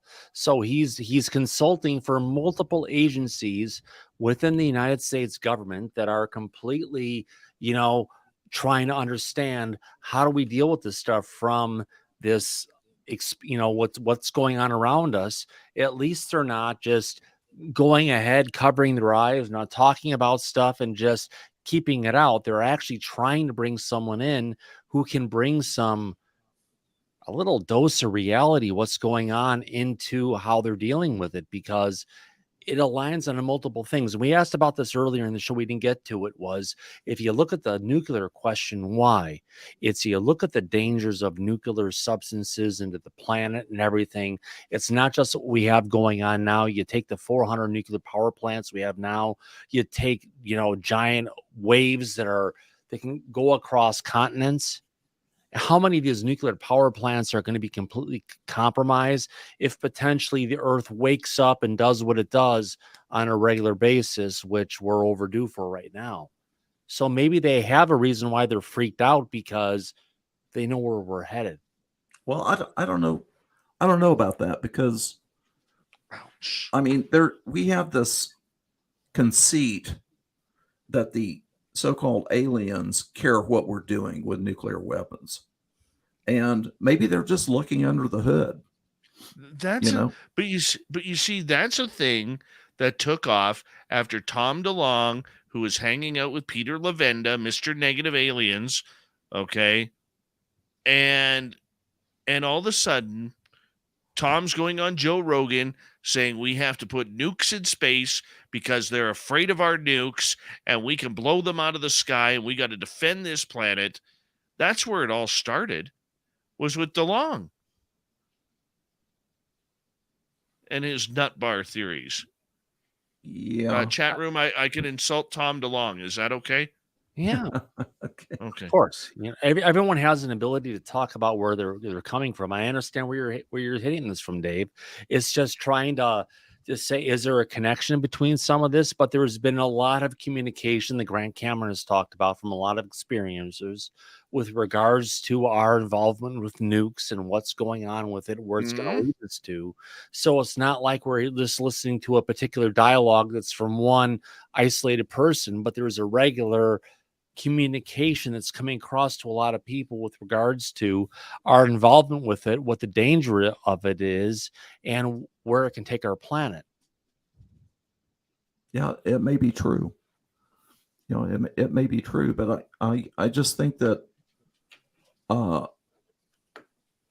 we're making a lot of assumptions too. So we are absolutely. We don't know exactly the reality there. It's a huge reality, It's just like a question mark in everything, or science and in humanity, and people want to go ahead and take stuff and just say this is exactly how it is. I like what Tom's doing here. Something I do on Disclosure tonight a lot is put that question mark there, because truthfully, Tom, we don't know any of this. We're trying to come up with an answer, but you can't. We can't get an answer because we don't have enough information. Bingo. I found a flaw in Tom Whitmore this year that I was very unexpected to see. This son of a bitch actually ate breakfast for dinner right in front of me. Right in front of me. Was that in Vegas? Oh, that must have been Yeah. in Vegas. Yeah, you, me, and Katie Grabowski, and you and Grabowski at 2:30 in the afternoon having breakfast. Terrible. Yeah. What time did they go to Absolute- bed, though? That's the question. I don't know. Tom was out partying all night. You never know. I go to bed at 8:00. Tom was out AM, in the morning. Hey, what happens in Vegas stays in Vegas, right? Yeah. Yeah. Tom and Nicole Sackett driving out to Area 51 to get their photos taken with the camo dudes. We tried to start a rumor, but nothing worked. I used to stay at the hotel, at Mandalay Bay. Beautiful place. I love the black freaking absolute granite everywhere. I have it in my kitchen here. Reminds me of the hotel, but yeah. Hey, Dave, you might want to know this. I just bought an electronic drum set. Nice. Start playing the drums again. Nice. Nice. Very nice. But if I'm ever going to get there, I better go to bed. So I better say good night. All right, buddy. At least you're enjoying it along the way. Yeah. Hey, it's great to see you, Thomas. And thank you so much, Dave. Absolutely, Tom. I'm looking forward to problem. seeing you be a grandpa. I'm looking forward to getting the pictures taken tomorrow. I'm looking forward to that. Okay. I really am. I'm pumped up to meet him and what a lot of people don't know about me is I am the biggest wimp, emotional wimp when it comes to babies. I love I could I could be one of these dudes when I'm older. You get these people who work at children's hospital, these volunteers, and their entire job is to walk around, snuggling babies to give them that body to body contact. There's a lot of volunteers who do that all over hospitals all over North America. I could be that guy. Yeah. I And could be here's the that thing. guy. I have a bunch of really cool stuff my daughter may not be interested in, but when I've got grandkids and I've got really cool stuff from their mom that I could possibly share, that's the kind of cool stuff where you can just kind of, connect on different levels. What was really cool, Thomas, was when my son was born 9 years ago, I put my Tonka trucks in his room, and watching him play with my Tonka toys, which were still metal at that time, watching him play with my toys the way I did and enjoyed them as a kid. Yeah. It was awesome. Yeah. It was awesome. What was really cool was I watched my daughter when she was growing up, and there was a show on what was it on PBS called Dragon Tales. And it was her favorite television show. Yes, I remember that one. I watched it with her a bunch of times and everything. And then I actually had the opportunity to go ahead and go to a trade show, track down the people who were making Dragon Tales for the Game Boy Color, look at it saying, oh my God, he destroyed the license. Here's what you should do, hijacking it from that developer to go ahead and create a subsequent product, and then winning awards from the industry for creating a product that actually brought stuff into it. And the stuff I created went back into the show for seasons to come. Very cool. Yeah. Very cool. My son was all about Paw Patrol. Which one? Everything. Paw Patrol. Nice. The 5 puppies. There's 6 puppies. Yes. Maybe if you got a husky instead of a German Shepherd.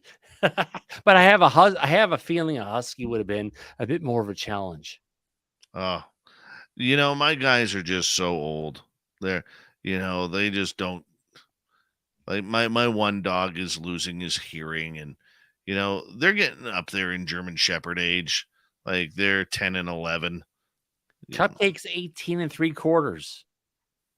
How that dog is still alive, I don't know. And I'm saying that as a compliment. Yeah.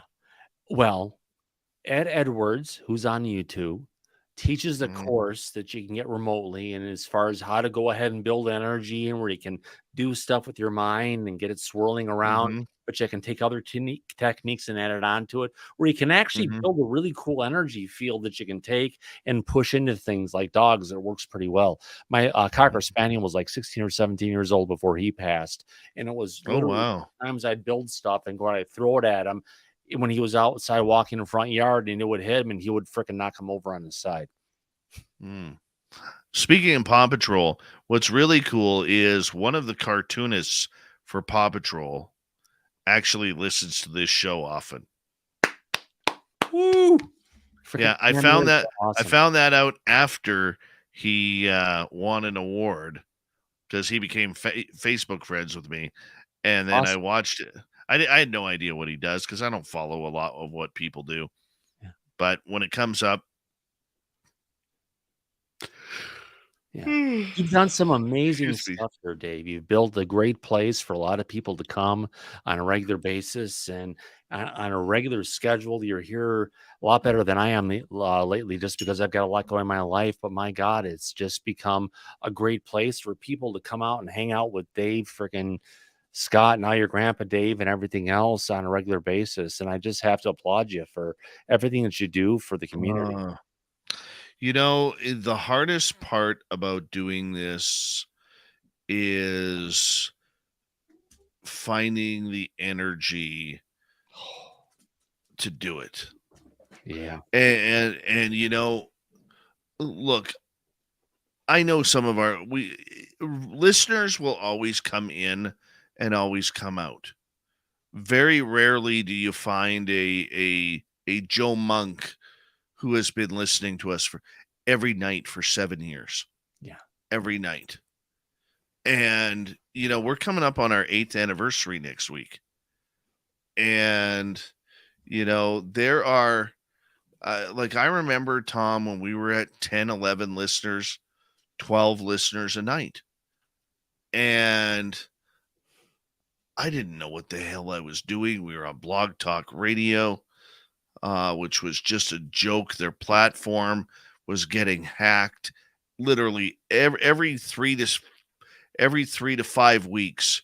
Their platform would be hacked, and these idiots would come in and interrupt your show and make really horrible misogynistic or racist comments, and you couldn't control what they were doing. The only thing that you could do was shut down the show. And I battled numerous times with Blog Talk Radio about what was going on, and they would always deny that it ever happened. I'd say, really, go listen to my show from last night. That's when I created the Wrench Army a long time ago. And you take everybody who's dealing with the shit, what's coming in, all the people that are good, you give them a wrench. And I'm still doing it now, just because that's just the oomph behind the show. But it's honestly, you have that loyal group of people who are there, part of your community, give them a wrench. Blog Talk Radio didn't have that, dude. There was only one wrench, and that was you as a host. Yeah. Okay. So I mean, it was a horrible setup, which, by the way, ended up getting bought by Spreaker. And Dry Toast, thank you so much for that awesome super chat. Dry Toast. You have to go ahead and bring that out and say 9 out of 10 aliens prefer to have dry toast when they have humans, to go ahead and sop off that additional piece of blood. My God, yeah. There's nothing that goes better than with disclosure than dry toast. See, around here, we call Dry Toast the best name on YouTube. Yeah. Fantastic name. Fantastic. But no, you know what, Thomas? It's been a grind. I mean, you go through your ups, you go through your downs, you go through your battles, and you go through your pain, and you sit there and wonder, why do I put this on my table when I could be doing other things that are way more productive in my personal life? And I actually did that tonight. I admit, I relaxed, hung out with cupcakes, spent some time just chilled because I was feeling sick, just getting on some different meds. My body wasn't right. So chilled from that, but hanging out here with Dave. Yeah, man. I mean, it's just something that you kind of have to roll with, and you make your way through it. you know, we're about to add Black Dragon. Thank you, my favorite Marine, for a wonderful super chat. Very much appreciate that. Wow. Semper Fi, my friend. Talk about sharing some love. Yeah, appreciate that. But, I often wonder, man, what would I be doing if I wasn't doing this? I know exactly what I would be doing. I would be sitting on my phone playing a video game while having the TV noise, probably the sports highlights, drown me out in the background. I'd probably be making a video game instead of doing this. For me. Mm-hmm. I'm a person who doesn't enjoy content. I'm someone who has to be involved in the creation of content. It's just who I am. I've been doing it since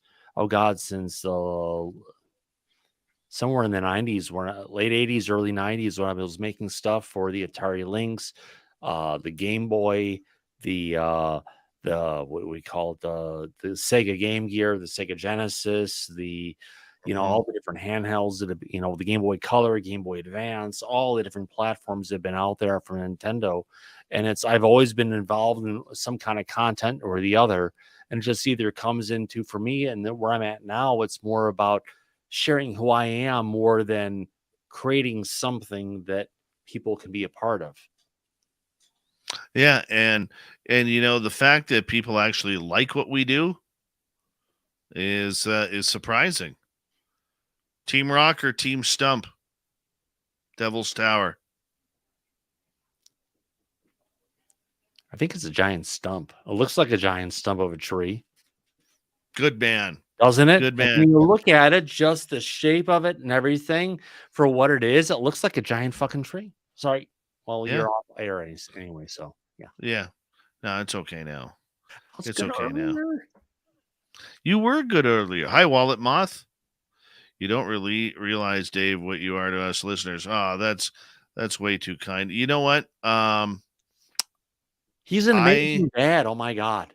And an amazing granddad, but seriously, an amazing. I don't know if I am yet or not. I haven't met the kid.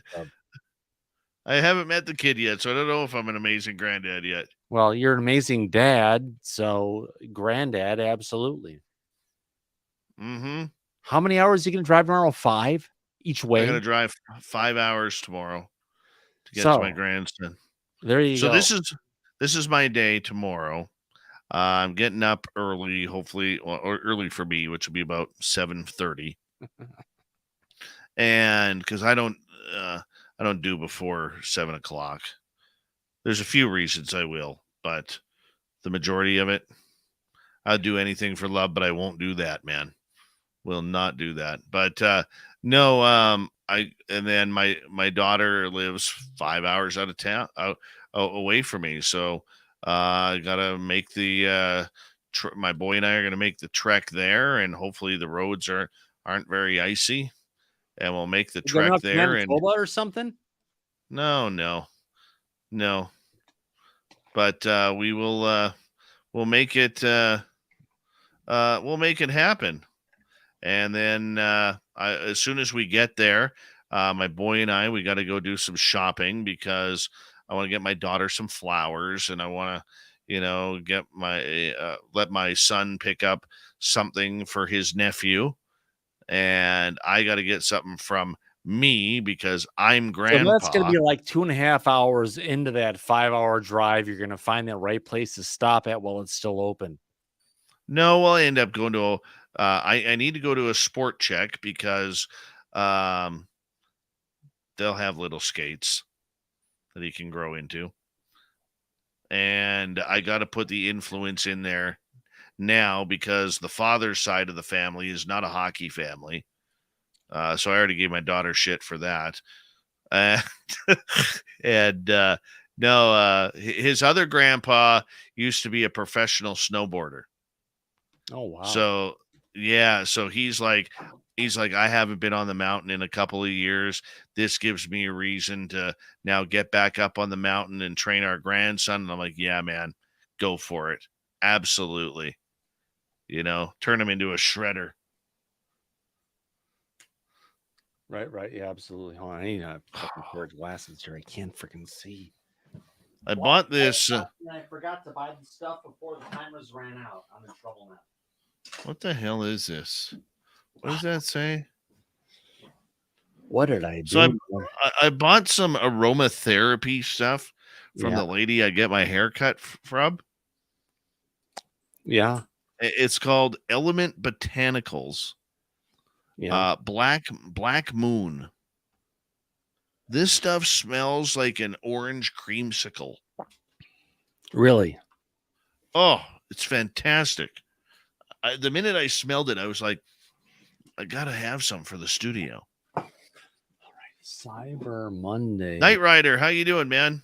By the way, America, hold on. I'm gonna give you guys shit here for a second. I spent all bloody day on Twitter, on Facebook, looking for the videos of Black Friday, and this is year 3 in a row. You guys have absolutely shit the bed on the brawls, on the ripping toys from children. That doesn't happen anymore ever since COVID. Doesn't matter. We got to get back. Don't give me this new normal bullshit. Don't give me this Fauci bullshit. Okay? I want him. Doesn't matter. Doesn't matter. The fact is this, America, you fucked up 100% today. Totally blew it. Blew it. Okay? You blew it on Black Friday. Well, that's a blue guitar, not a red one.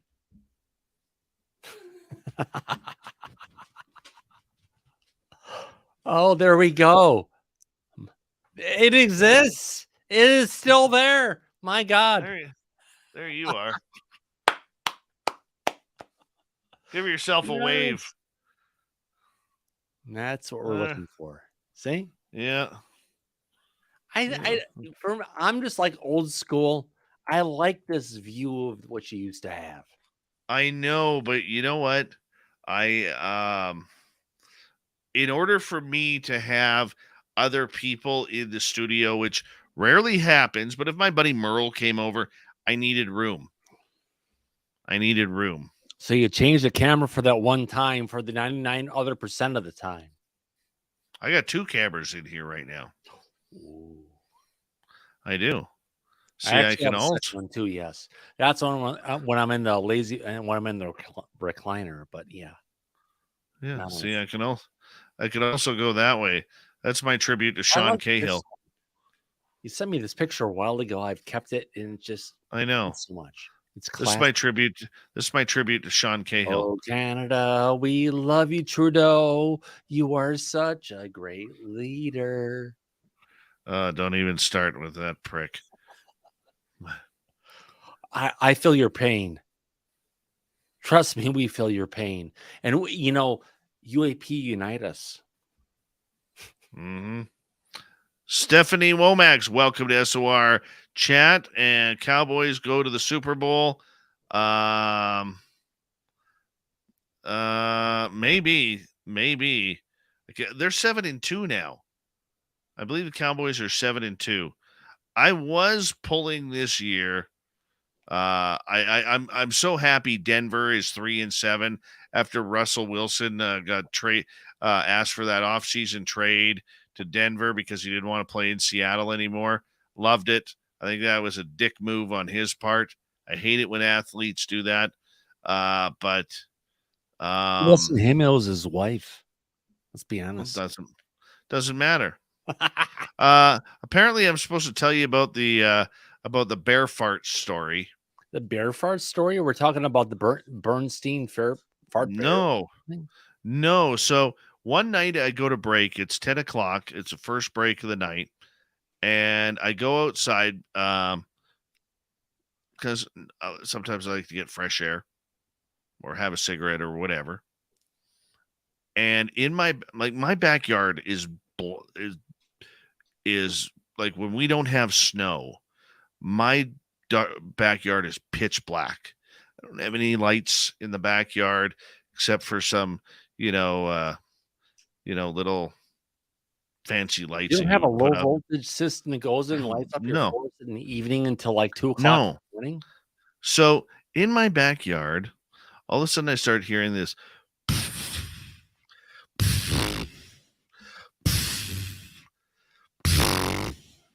And it's going on like that, Is it a right? deer Or or something a like moose that. or something? No, there was no deer around, but I know there was a bear around. So I think I had this bear walking through my yard, farting away from one side of my fence to the other. Or whatever it was, just having nice. The pine trees, as I call them in my yard, are 150 foot tall, so it's not like they're the shortest little babes. The biggest trees I have, I can't hug around really, but I love them anyway. Joe is asking, do I want disclosure for my grandson? I want true disclosure. I don't want confirmation. This confirmation crap that we're getting. We want it for us, not our freaking grandkids. Renee, I'll never switch to marijuana. I have no problem with marijuana, but I will never switch there. I don't enjoy it that way. Love the smell, but not. Usually it's like the effect, not the smell. Hi, Laura Sosa. Laura's here. Wow. Laura Sosa and Sensational Sherry. Razzmatazz, did you tell Fessler about the Bear Force story? Yep. Razzmatazz. Nazareth was great. Oh, Thin Lizzy, come on. Yes, I do. Yes, I do. I have seen an adapter to make eating tacos a little bit easier, but you know what the best part about my road trip tomorrow is? I have to pass a Taco Bell. Oh, that's a good one. Yes. Run for the border. Yes. How tall am I? I am 5'8" 3/4. God couldn't even give me 5'9". 6'4". Wish I wasn't 6'4". Are you 6'4"? Yeah. I didn't realize. I thought you were like a 5'11"er. Oh, no, You look like a 5'11"er. Unfortunately, 6'4". I lost the weight I lost the height over some problems with my neck, but when they fixed it, back to 6'4" again. Oh, I guess I did do Yeah. that already. Enjoy it. Yeah. Nothing like being called up by your doctors of abnormal and inconclusive. Well, it's funny. Back in the day, when I was a kid, they used to be able to kind of guess your height by the dentures of how your teeth were growing and size of your mouth and everything. So my dentist kept on telling my mom and dad, oh, you're going to have a big boy. He's going to be well over 6'1", 6'2". And I got stunted. Like, come on. Not stunted. You were just basically the height you came out was the height you came out as. Period. Yeah, it's ridiculous. I just wanted 6 feet. I'd have been happy with 5'10". Yeah, but when you start getting to a certain height, you don't fit in cars. You want to find shoes that actually look decent and everything else that goes along with it. It just, good luck. I hear you. Thomas, I'm going to have to call a good night to this because I do have to get up early in the morning for the long drive. Tonight, so I'll say good night. Yeah. Big thank you tonight to Lala ×2, Bob, Jeremy, Thomas ×2, Enki, Mennonite Abe, Dry Toast, and the Marine Black Dragon for the super chats tonight. Animals across the world in Nambia. Hold on. I'll play you a little Namibia before we go because I know Thomas likes the Namibia thing. It is kind of cool. It's something you like to bring up as well. Hold on. Where did I learn that from? Except Dave. Here's the hippo in Rosie's pan tonight. No. Yeah, we got a hippo tonight. No giraffe, but a hippo. Oh, there's the hippo right in the middle of Rosie's pan there. Oh, There it is. All right, that's enough of that. Let's go to Namibia here. Namibia. See what's hanging out here. there you go. Of course, it's the Oryx. Yeah. Yeah, no, there's no drunk canoes running around, no psycho ostriches. No. Let's see what else we got here. Let's go to the Kalahari side. Gary Gnu. Remember Gary Gnu? Yeah. Great space coaster. Yeah. There's no canoes. No That's good Gnu's. It's good canoes. Gnu. With Not Gary no Gnu. Oh, yeah. I totally remember that. That was like from Tennessee Tuxedo or Squiddly Diddly. Yeah, something like that. You know what I can't stand is people who call zebras zebras. That's something Dirty Fylth does. He calls zebras zebras. So does Raul Julia. Calls Is them it zebras. Julia or Julia? I think it's Julia. You never know. They're going to throw one word one way or the other, either way. Oh, I just woke up Mennonite Abe's wife. He's in trouble now.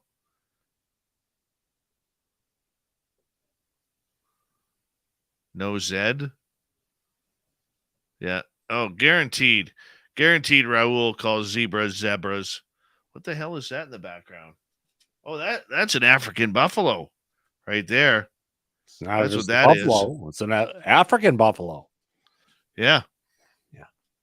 That's an Oh my African God, I buffalo. actually watched Judge Sense today over on YouTube, of course, on YouTube. My God, he actually went and picked up someplace. He was looking for different, where earthquakes were happening in the United States. He actually picked up a place that was going on in Montana. That's if you look at it, it's like giant, really huge, pictures of animals, of corn, of fish, of birds, and other stuff. Giant petroglyphs that are in Idaho that's not even declared as anything to do with American Indians, but it's an amazing piece that no one's ever looked at before.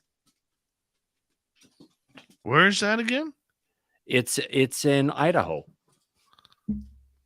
Home of the potato. Yeah, Idaho, home of the potato, next to Washington State. It's just, it was something I was going to cover in disclosure tonight. One of the stories I was going to get into, but it's just kind of he popped up on his live stream. I jumped on Google Earth. I looked at it, and I was just like, "Holy shit!" There's these giant shapes of beavers, of deer, of birds, of No kidding. corn that are like 300 or 400 feet across and width, that are around all these different natural marshes that are there, but they're all connected by all these aqueducts and stuff that's out there. And there's nothing out there with regards to actually claiming it as a indigenous, whatever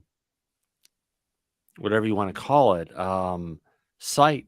It just has a bunch of pictures of old white people taking pictures with their cameras and binoculars, but there's nothing to talk about the ancient heritage that's at the site. And clearly we're talking about stuff that's potentially thousands of years old, if not maybe tens of thousands or beyond that. Mm-hmm.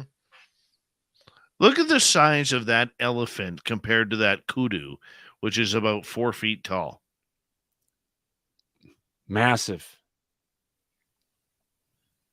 That is a big fucking elephant. Elephants' gestation period is about 24 months to have one.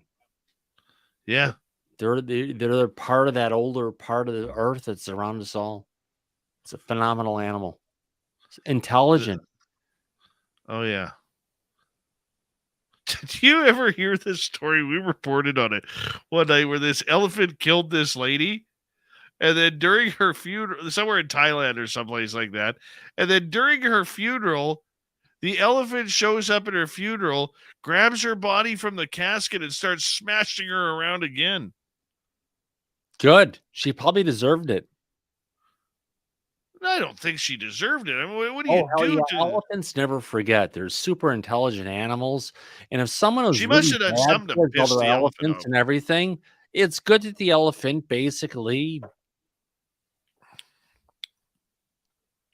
Did away with her. yeah. But then there's that cool story where the guy rescued a wild pack of elephants, and all of those elephants came back years later when he died. They came back for his funeral. Yeah.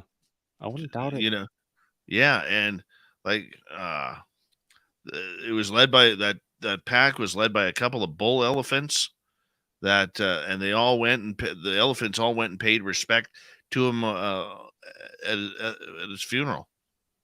True I've seen story. elephants before where they go ahead and see someone they haven't seen for 20 years, and the person's walking down the river towards them, and they just go nuts and recognize the person and just run towards them because, you know, the old saying, an elephant doesn't forget. They don't. It's just we as humans and how we're put in humanity and everything, we try to Mhm. take ourselves and put ourselves so much higher than everything else around us and not really truly acknowledge a lot of this Oh other yeah. Oh yeah. on this planet that's just amazing.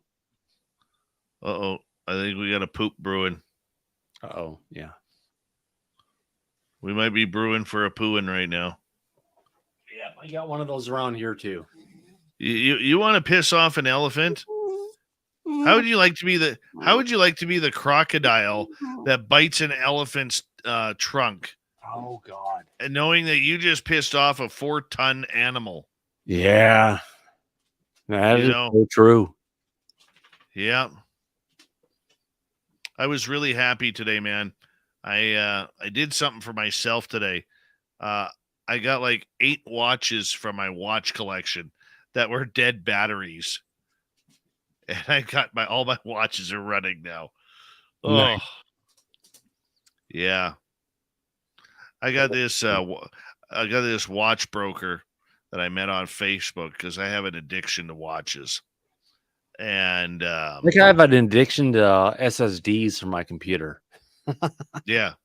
And I love the diesel watches, the big faced diesel watches. Love those. But I just You want picked to up show off somewhere?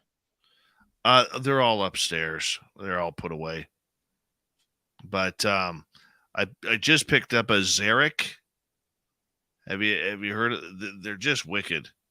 They're just wicked. I just stopped picked up a wearing Zarek. watches back around 1993, 1994, maybe.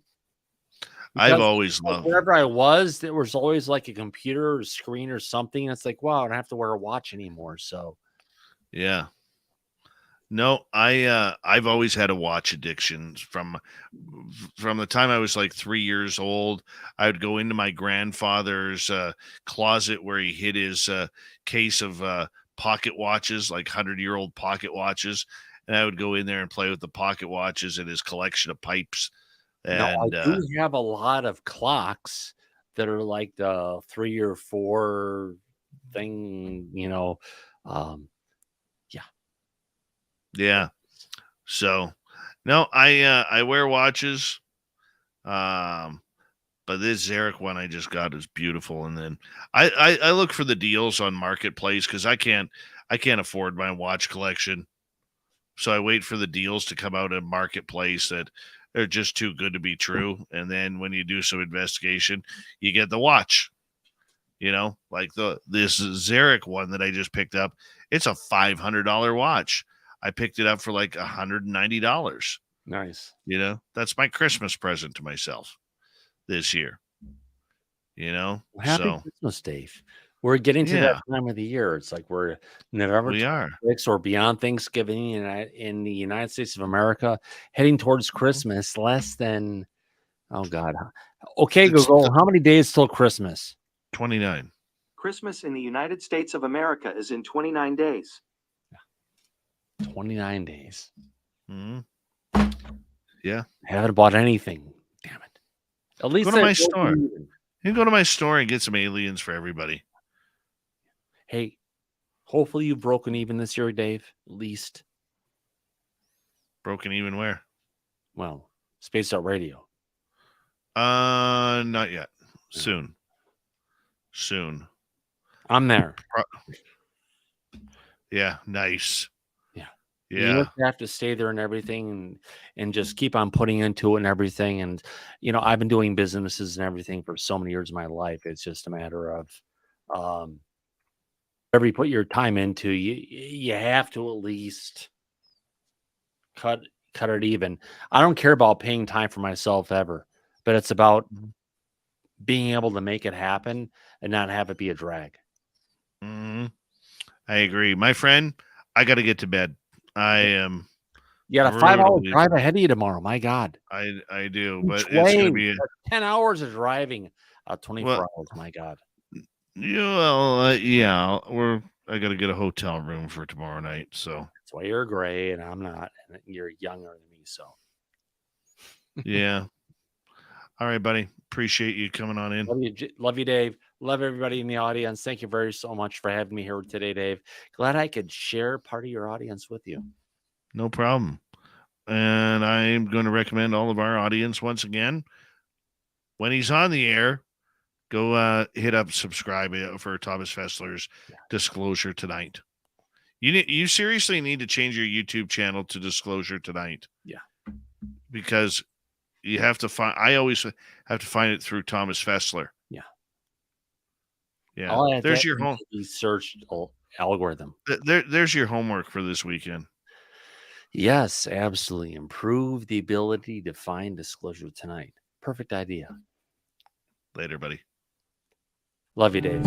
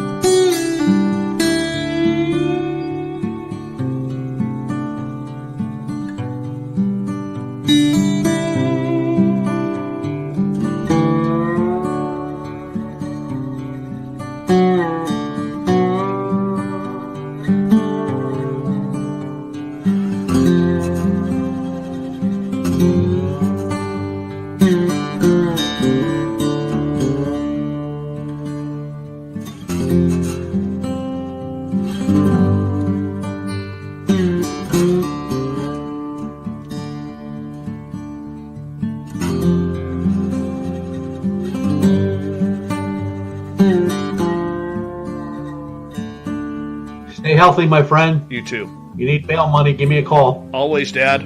Take care. You too.